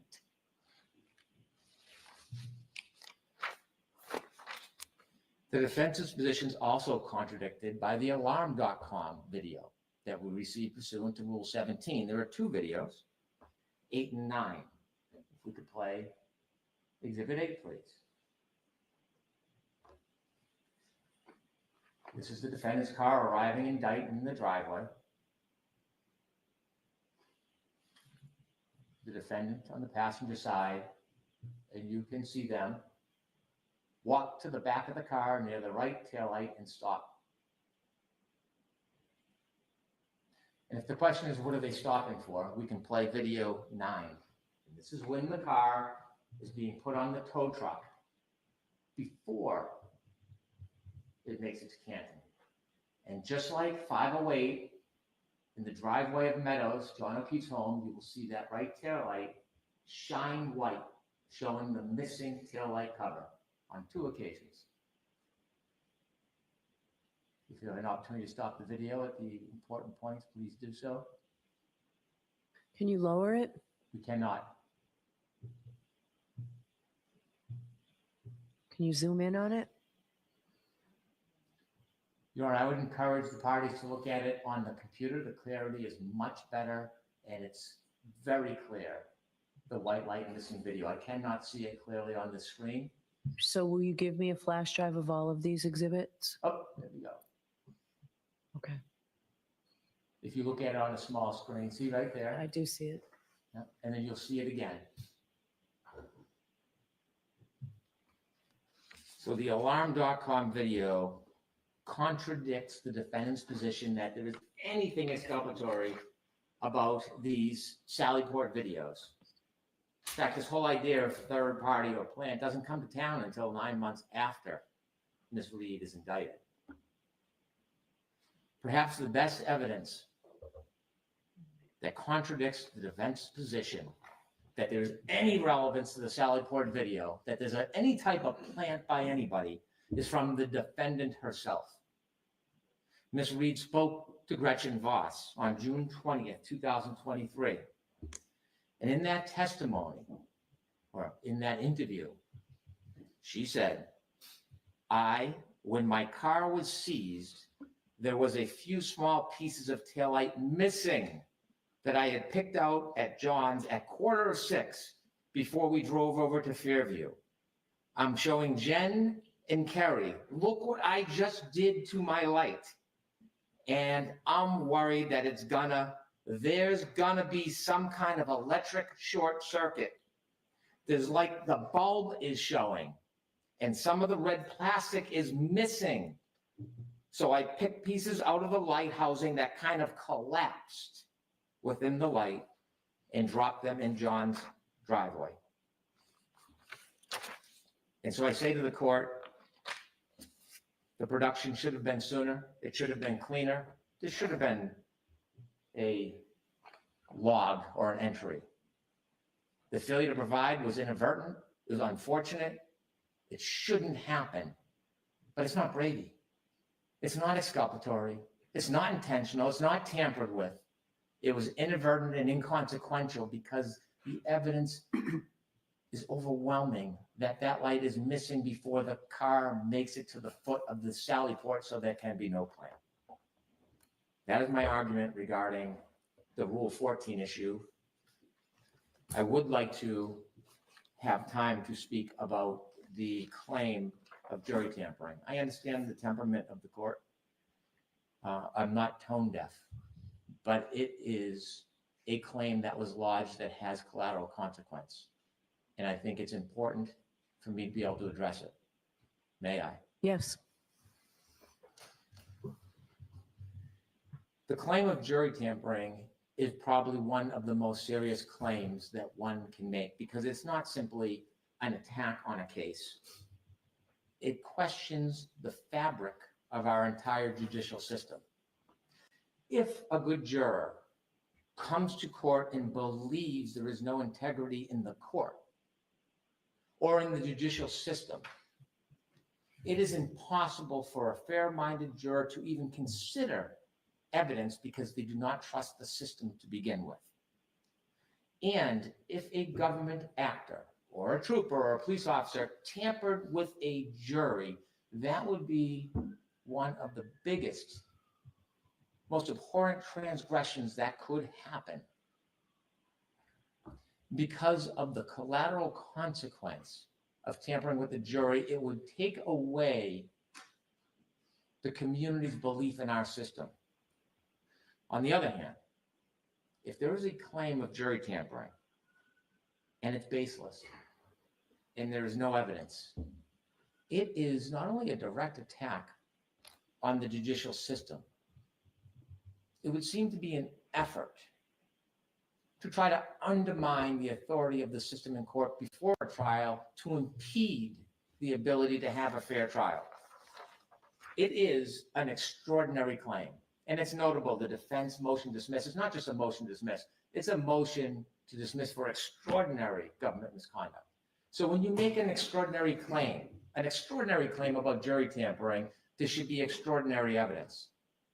There isn't even ordinary evidence. There is no evidence of jury tampering in this case. Now, I don't want to belabor this, but it's important because of the consequence of what happens when a claim like this is lodged. There is damage. And why I'd rather sit down, as I said before, a lie unchecked becomes the truth. And so how does one propagate a claim of jury tampering when there's no evidence? Well, first you need to plant the seed of corruption. And all you have to do is whisper it and hope the poison goes out there and is resonating in the potential community. And so what happens in this case? The defense finds a willing partner who covets an opportunity to meet with the defendant. They find a time, like after the Super Bowl, so there's this national exposure, and they just seep the information. They just seep it into the public and let it resonate. There can be no retort. The government can't respond. No facts, no evidence, just saturate the public. Now, it's important to see or hear or read what is said, because this really is the acorn that is being planted that cannot be rebutted. And it's not insignificant that this same information before this interview is being disseminated by Mr. Kearney. This idea that there was tampering by Lieutenant Fanning. Not a coincidence. And so during this interview that the defendant and the attorney have, the question's asked, I don't know why it's asked, but it's asked. There have been sort of these unsubstantiated claims in the atmosphere that there might have been some funny business with the jurors who were dismissed. Really? And Mr. Jackson says, right. The question, is this a real concern that you have? Is this something that you were looking at, or have you just dismissed it as a rumor? Answer, I never just dismissed that as rumor. Something like that, it's too convenient for the prosecution for us to just dismiss out of hand. Do I have any evidence, specific evidence that there was jury tampering? I don't have any specific evidence of it. And yet we have a motion filed 2 weeks later. Do I think there are questions that should be asked? Do I think that there are questions that have been raised about the way the jurors were dismissed and who was dismissed very specifically? And then it continues on page 13 of the transcript. Question: one of the state troopers who was involved with the Norfolk DA's office and on the periphery of the investigation was also responsible for the jury? Not sure where these questions come from. Answer: right. He wasn't that far on the periphery of the investigation. He was involved in the investigation. He was direct supervisor over the individuals that were testifying and over and about whom we had leveled some very, very serious claims and ended up proving those claims during the course of direct and cross-examination in the presentation of our case. That person, that supervisor, we found out well into trial. As a matter of fact, at the end of the trial, we found out is the very person who was governing the jurors. That's a question that should be raised. That is an issue that should be teased out. Should never, ever happen. That is the very definition of a conflict of interest. Question: is that standard in Massachusetts for just the DA's office to assign whoever they want to be sort of, supervisor of the jury? Yeah. Is it standard in Massachusetts? I hope not. Never seen that in my life. But if I had a nickel for every time I said I've never seen this type in my life as it pertains to the Massachusetts justice system, the criminal justice system, I'd have a lot of nickels.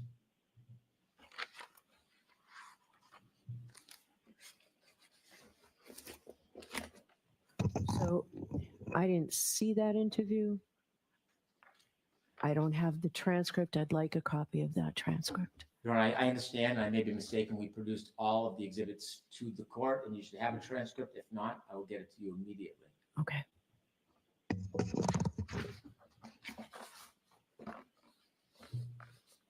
Okay. So after step one, finding a vehicle to plant the seed, and they did that very effectively, the next step is they have to identify our target. Who are they going to blame? Who's going to be the villain? In this case, a villain goes from anybody that gets in the way. It could be a soccer mom.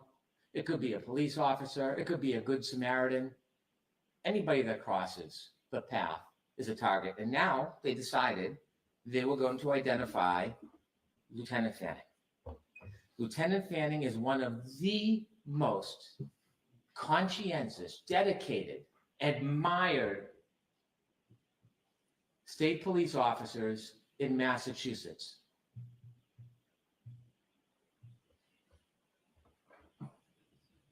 After having his name attempted to be sullied all over social media, attacking his integrity and his name, I can dare say that Lieutenant Fanning is in a different position than many. His integrity is so reputable, none of that will break him or his reputation. But it happened. When you look at the motion filed by the defense in this case, and they found their target in Lieutenant Fanning, you look at this motion, page 15. It's important when they made this public pleading, getting back to my request for your honor the other day. You look at the bottom of page 15. It talks about Lieutenant Fanning and tries to align him or associate him with Trooper Proctor because Trooper Proctor's text message was on a chain that included Lieutenant Fanning. Lieutenant Fanning did not reprimand or otherwise correct his subordinate's disgusting and inappropriate behavior. As a result, he was investigated by the Office of Professional Integrity and Accountability for allegations of inappropriate correspondence between department members. True. But then they leave off the punchline. They put this in a public document. They try to smear him, degrade, demean, dehumanize. But what they leave out is that after this thorough investigation by the Office of Professional Accountability, where they took strong measures, very strong measures when they found something that they were not in agreement with, they concluded that these complaints were not sustained. So we were all aware of that. I received verification of that through the pleadings. Counsel was all aware of that. I just need the date. When was he cleared? When was that made public? We'll have to provide that to you. Was it prior to this? It was Was it prior to the motion being filed? Yes, it was last year, last fall. I can provide the date right now.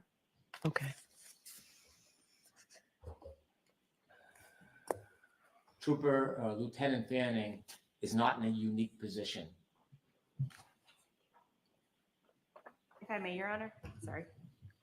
It was July 17th, 2024. He is similarly situated to the many first responders and witnesses in this case.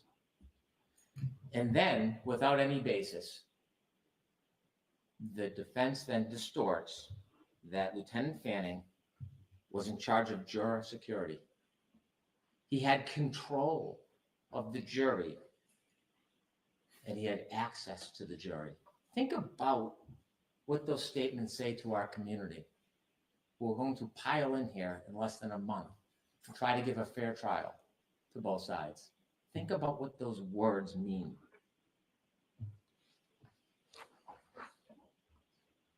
After selecting their target and trying to dehumanize him and degrade him, they then try to create an illusion of this grandiose havoc that is running amok. Trying to get the community to think Trooper Fanning controlled, had access, and tampered with the jury. Think about that concept. Not only is it an attack on Lieutenant Fanning, it is an attack on the integrity of the trial court. I've walked a lot of hallways in the trial courts over the past 30 years. And the heartbeat of trial courts is the court officers who take their duty so seriously. They help, they assist, they guide, and they have solemn pledges. They are charged with the responsibility of the jury. To suggest this is to suggest that the hardworking men and women in our trial court system who come here every day for everybody else's benefit, it is to suggest that they would cede their authority to the state police and abscond from their duty and responsibility to protect that jury with no basis whatsoever. That is the concept that they are promoting in this motion. The trial court personnel throughout the state are steadfast and dedicated. I've tried a lot of cases, and I think most of the lawyers in here have. It is without a doubt in Massachusetts that these dutiful men and women of the trial court protect and are sworn at the end of every case in jury instructions to protect the jury. And these trial court employees, especially here in Dedham, some of the finest, would never abscond that duty. And yet it is now in the public domain, this suggestion.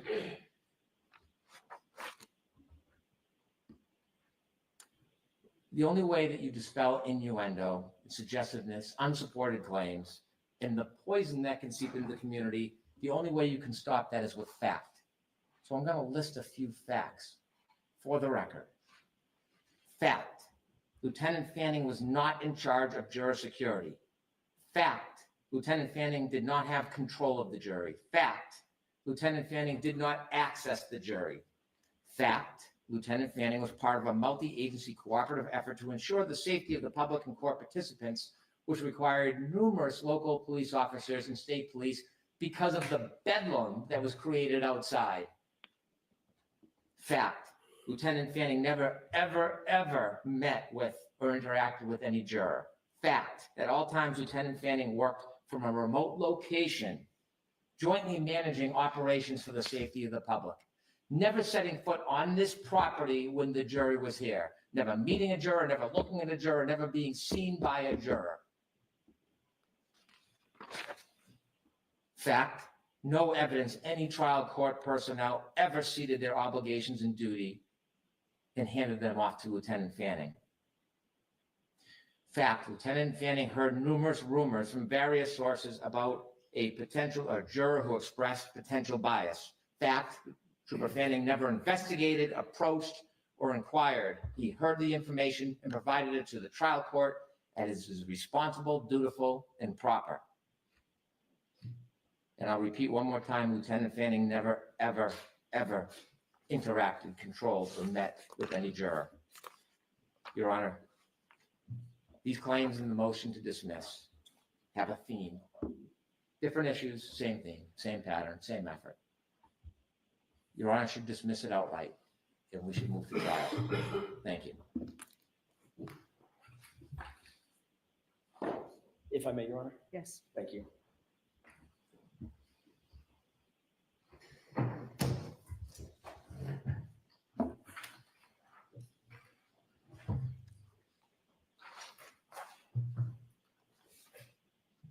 We're going to address in reverse order some of the statements made by Mr. Brennan. And I want to talk first about this issue of juror interference, which is what we called it. It's words matter. We've claimed that there's interference.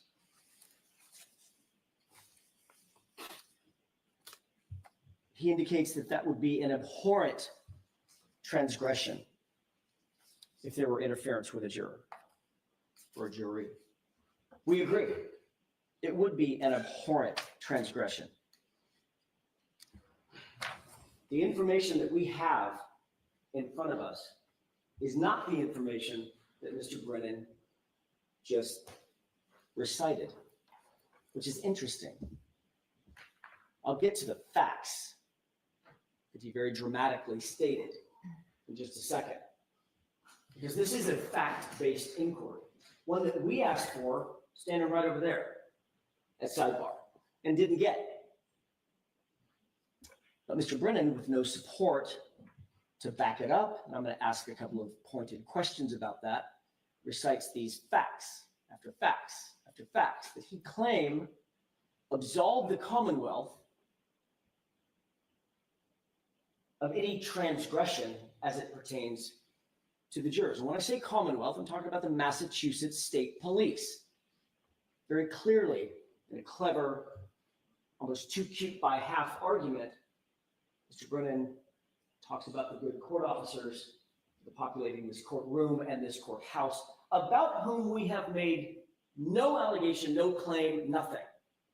We have nothing but the highest respect and regard for the men and women who wear that uniform and perform these duties. None, zero. And he knows that. But in an effort to create an enemy where there isn't one, he acts like we've insulted the court officers, which we haven't.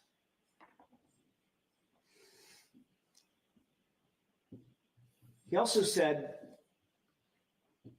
that Lieutenant Fanning stood up here and gave basically a CV, a resume for him, and said, "It's the greatest guy on the face of the earth."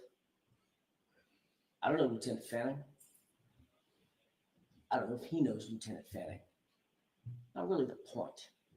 It's in the personality contest.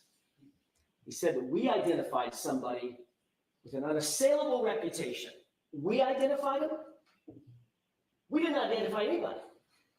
We were standing up at sidebar, fat, dumb, and happy, not knowing what was going to happen when somebody else identified him. Wasn't us.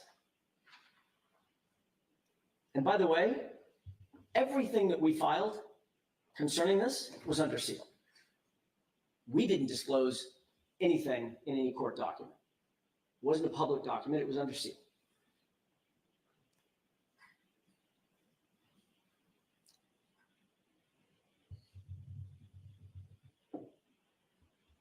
Mr. Brennan then states that he was also a subject, this person with this unassailed career, was the subject of an IA investigation for his conduct on this case. It's not even about something tangential. It's about his conduct on this case, his supervisory role as it pertains to Michael Proctor and his, and I'll repeat it, disgusting conduct as it relates to my client and his text messages, etc.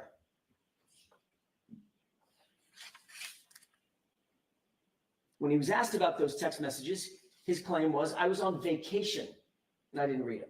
And ultimately, the Massachusetts State Police investigation cleared the Massachusetts State Police officer. We've seen that happen before.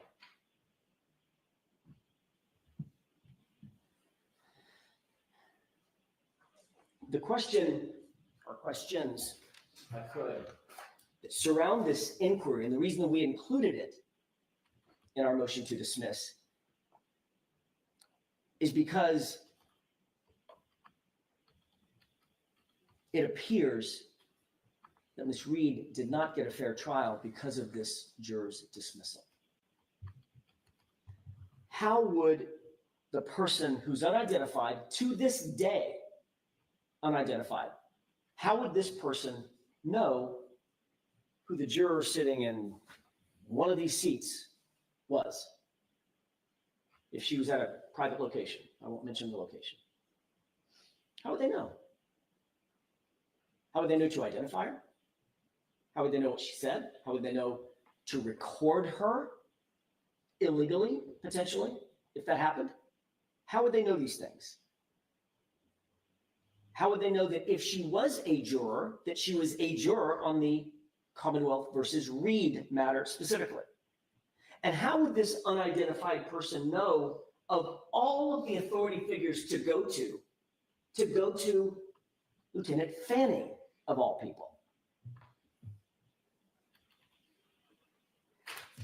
who was then described to us after the fact as the, quote, commander of the extensive security operations that this case has required. And I went through that with the court this morning, but I just want to reiterate it one more time.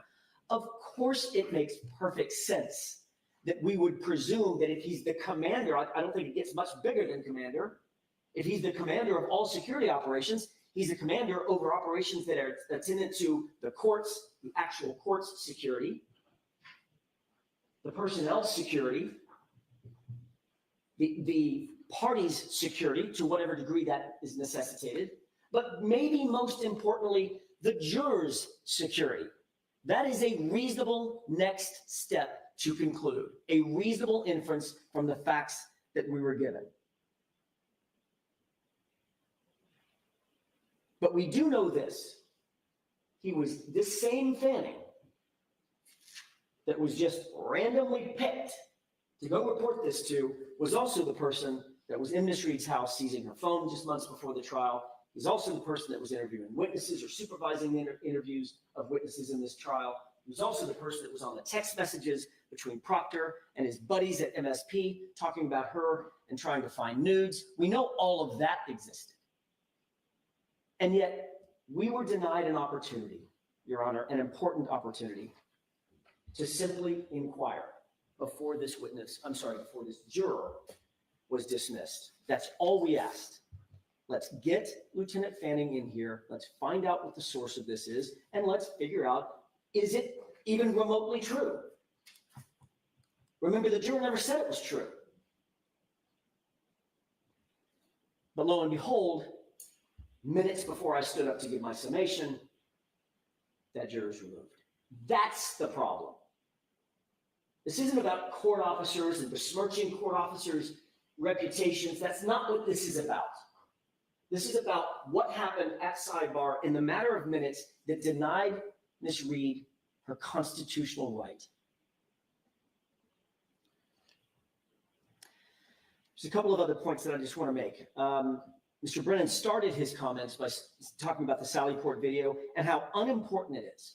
How unimportant that video is. And I'm not going to go through all my points again. The court doesn't need to hear that. But I do want to make this point. He says it's not important. There was nothing to see here. We don't pull videos normally. Yeah, of course you don't pull Sallyport videos if you're investigating a bar fight. This was the purported murder weapon.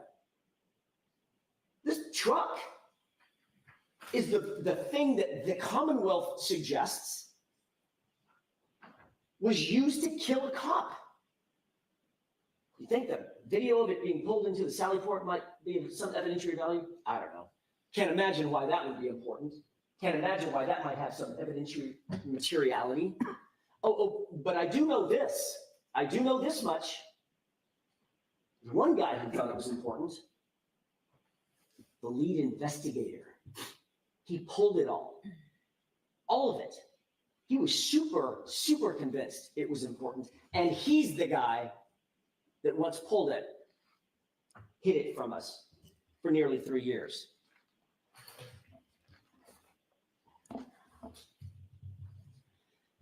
Mr. Brennan spent some time talking about the difference between cracked and missing. Interesting point. Now, I'm not going to go through a bunch of videos and audios. The court has seen all the pictures and photographs that it needs to see, and the court has a very, very good memory. We've never, ever disputed that the light was cracked at 5:07 or so a.m. That's how it got cracked, is the point. It got cracked on that traverse. And a piece was missing. A piece was missing. Not according to me, according to another agency's sergeant, Barros, who said a piece was missing, but it wasn't completely damaged. Recall that when that light was completely reconstructed with the 46, 47 pieces that were purportedly found, well, they were found at or near 34 Fairview, and then they were reconstructed. Does the court recall what that reconstruction looked like? That taillight was put together almost in its entirety, almost, except a piece was still missing. There was a piece unaccounted for. There's a big difference between a crack and the condition of that taillight, which we've now seen, where literally the entire lens material is basically gone. There's a few shards left on some edges, but the entire lens is basically gone. So yeah, it's relevant and it's exculpatory. The condition of that light when it pulled into the Sallyport driveway. And with regard to the inverted video, again, Mr. Brennan says there's nothing to see here. We've got inverted videos dating back days earlier. Then why, if that's such common knowledge, then why did Mr. Lally and Sergeant Buchnick, in front of a jury, present that video as a true and correct presentation of what that car looked like and where that car was? Mr. Lally actually asked the question. I don't have a page in sight now, but I remember it because I was sitting here. He asked the question, did you see Mr. Proctor? It was something, I'm paraphrasing, something along the lines of, did either you or Trooper Proctor approach that right passenger taillight? And the answer was no.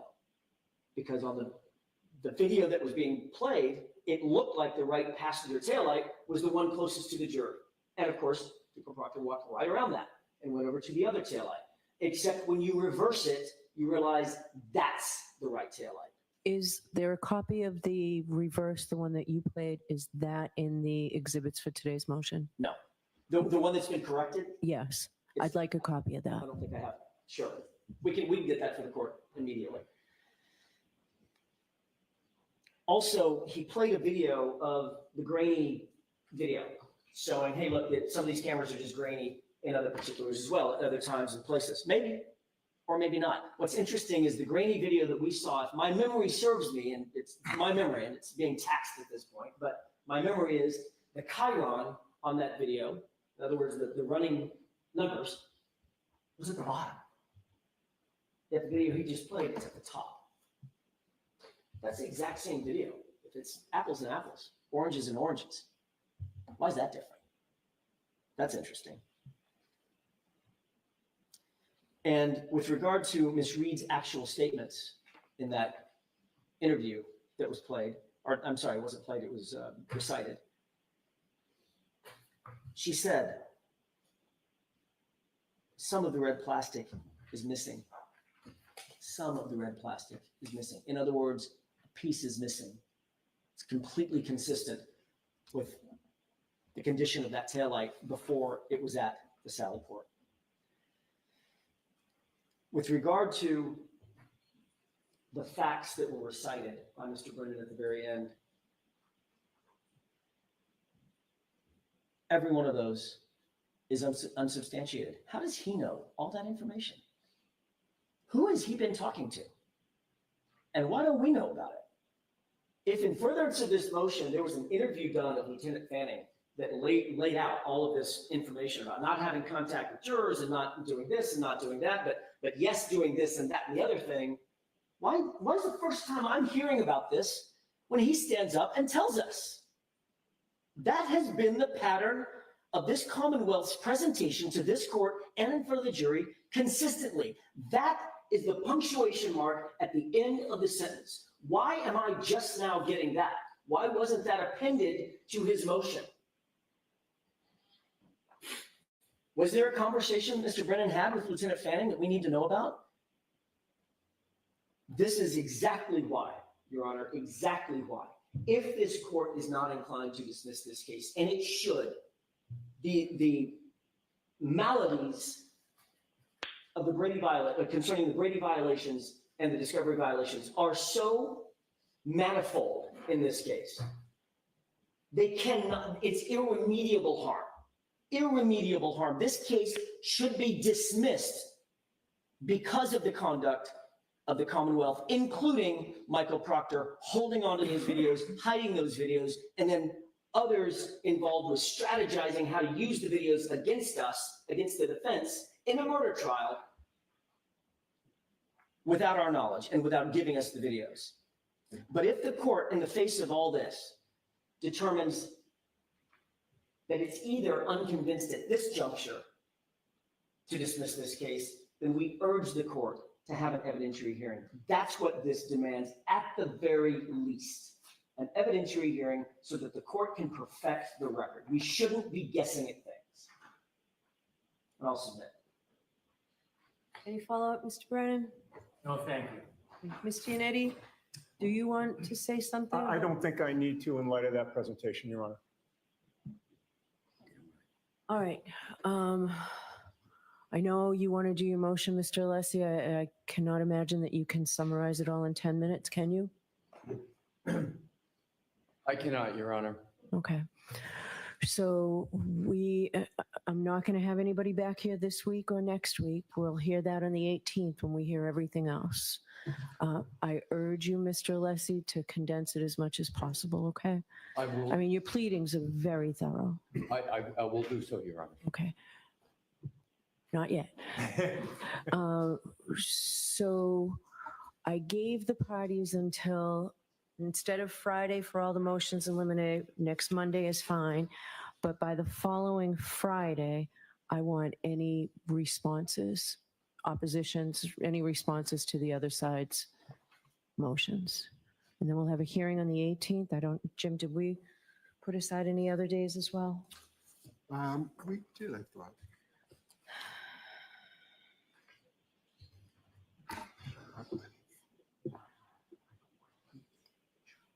Just a sec. Yeah, we did 18 and 19. That's what I had, yeah. All right.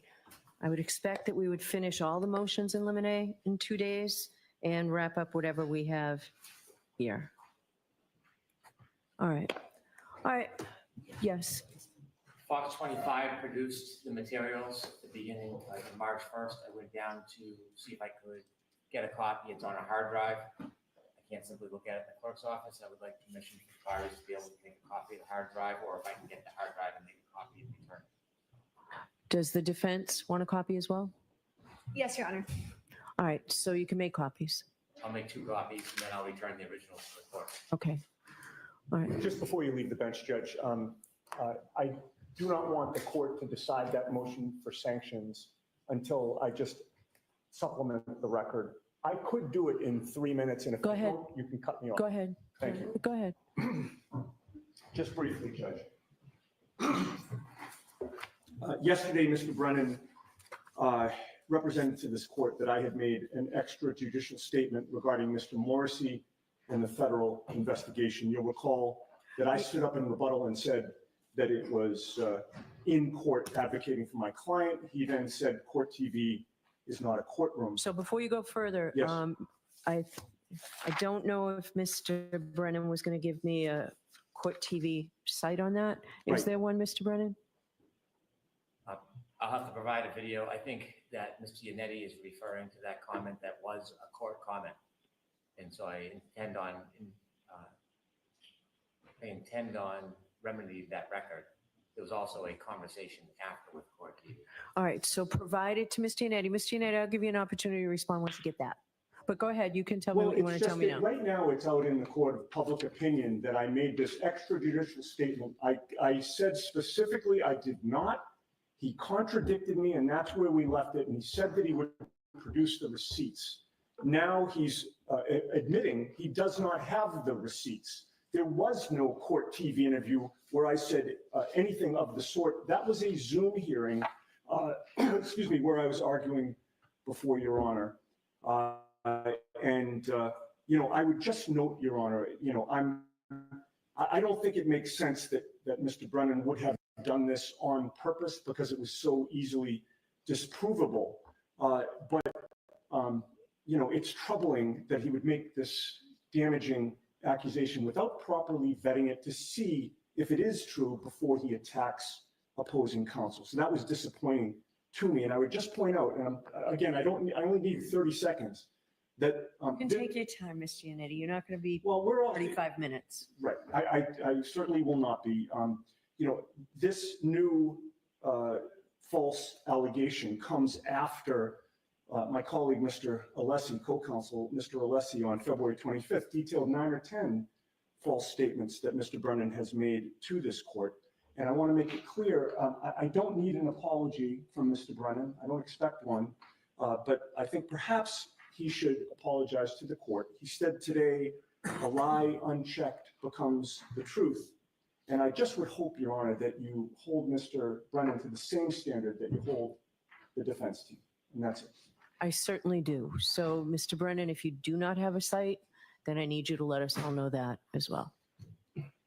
I will. It's convenient to retort that there were 10 lies by the court that Mr. Alessi lined up. In fact, I looked at the transcripts. Some of his suggestions that I didn't read the paperwork properly were just wrong. I didn't try to shame him today. It was part of advocacy, and I accept that. There was a conversation, and if you remember, when I related Ms. Giannetti's remarks, it wasn't in relation to 3.6. It was in relation to the fact that they were using the federal investigation to create innuendo that could not be responded to. But I will provide. For your request for the gag order? In support of your argument for the gag order? In response to how they had used federal materials that were under seal that couldn't be rebutted to make suggestions. It directly related to that point, not 3.6. But I will provide the videos. Mr. Giannetti is right that the exact statement that I used was from a court hearing, but then there were subsequent statements made. And so my regrets to Attorney Giannetti, but it wasn't in fashion of a 3.6 violation. That wasn't the intention. It was to show how they've used these federal materials before the case was closed to their advantage. All right. So if you have the site, I'll give you until tomorrow afternoon to find the court TV site. Very well. If you have it, supply it to Ms. Giannetti.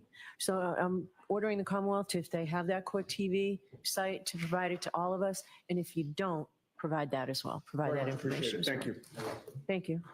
All right, that's it for today. All right, so court, please.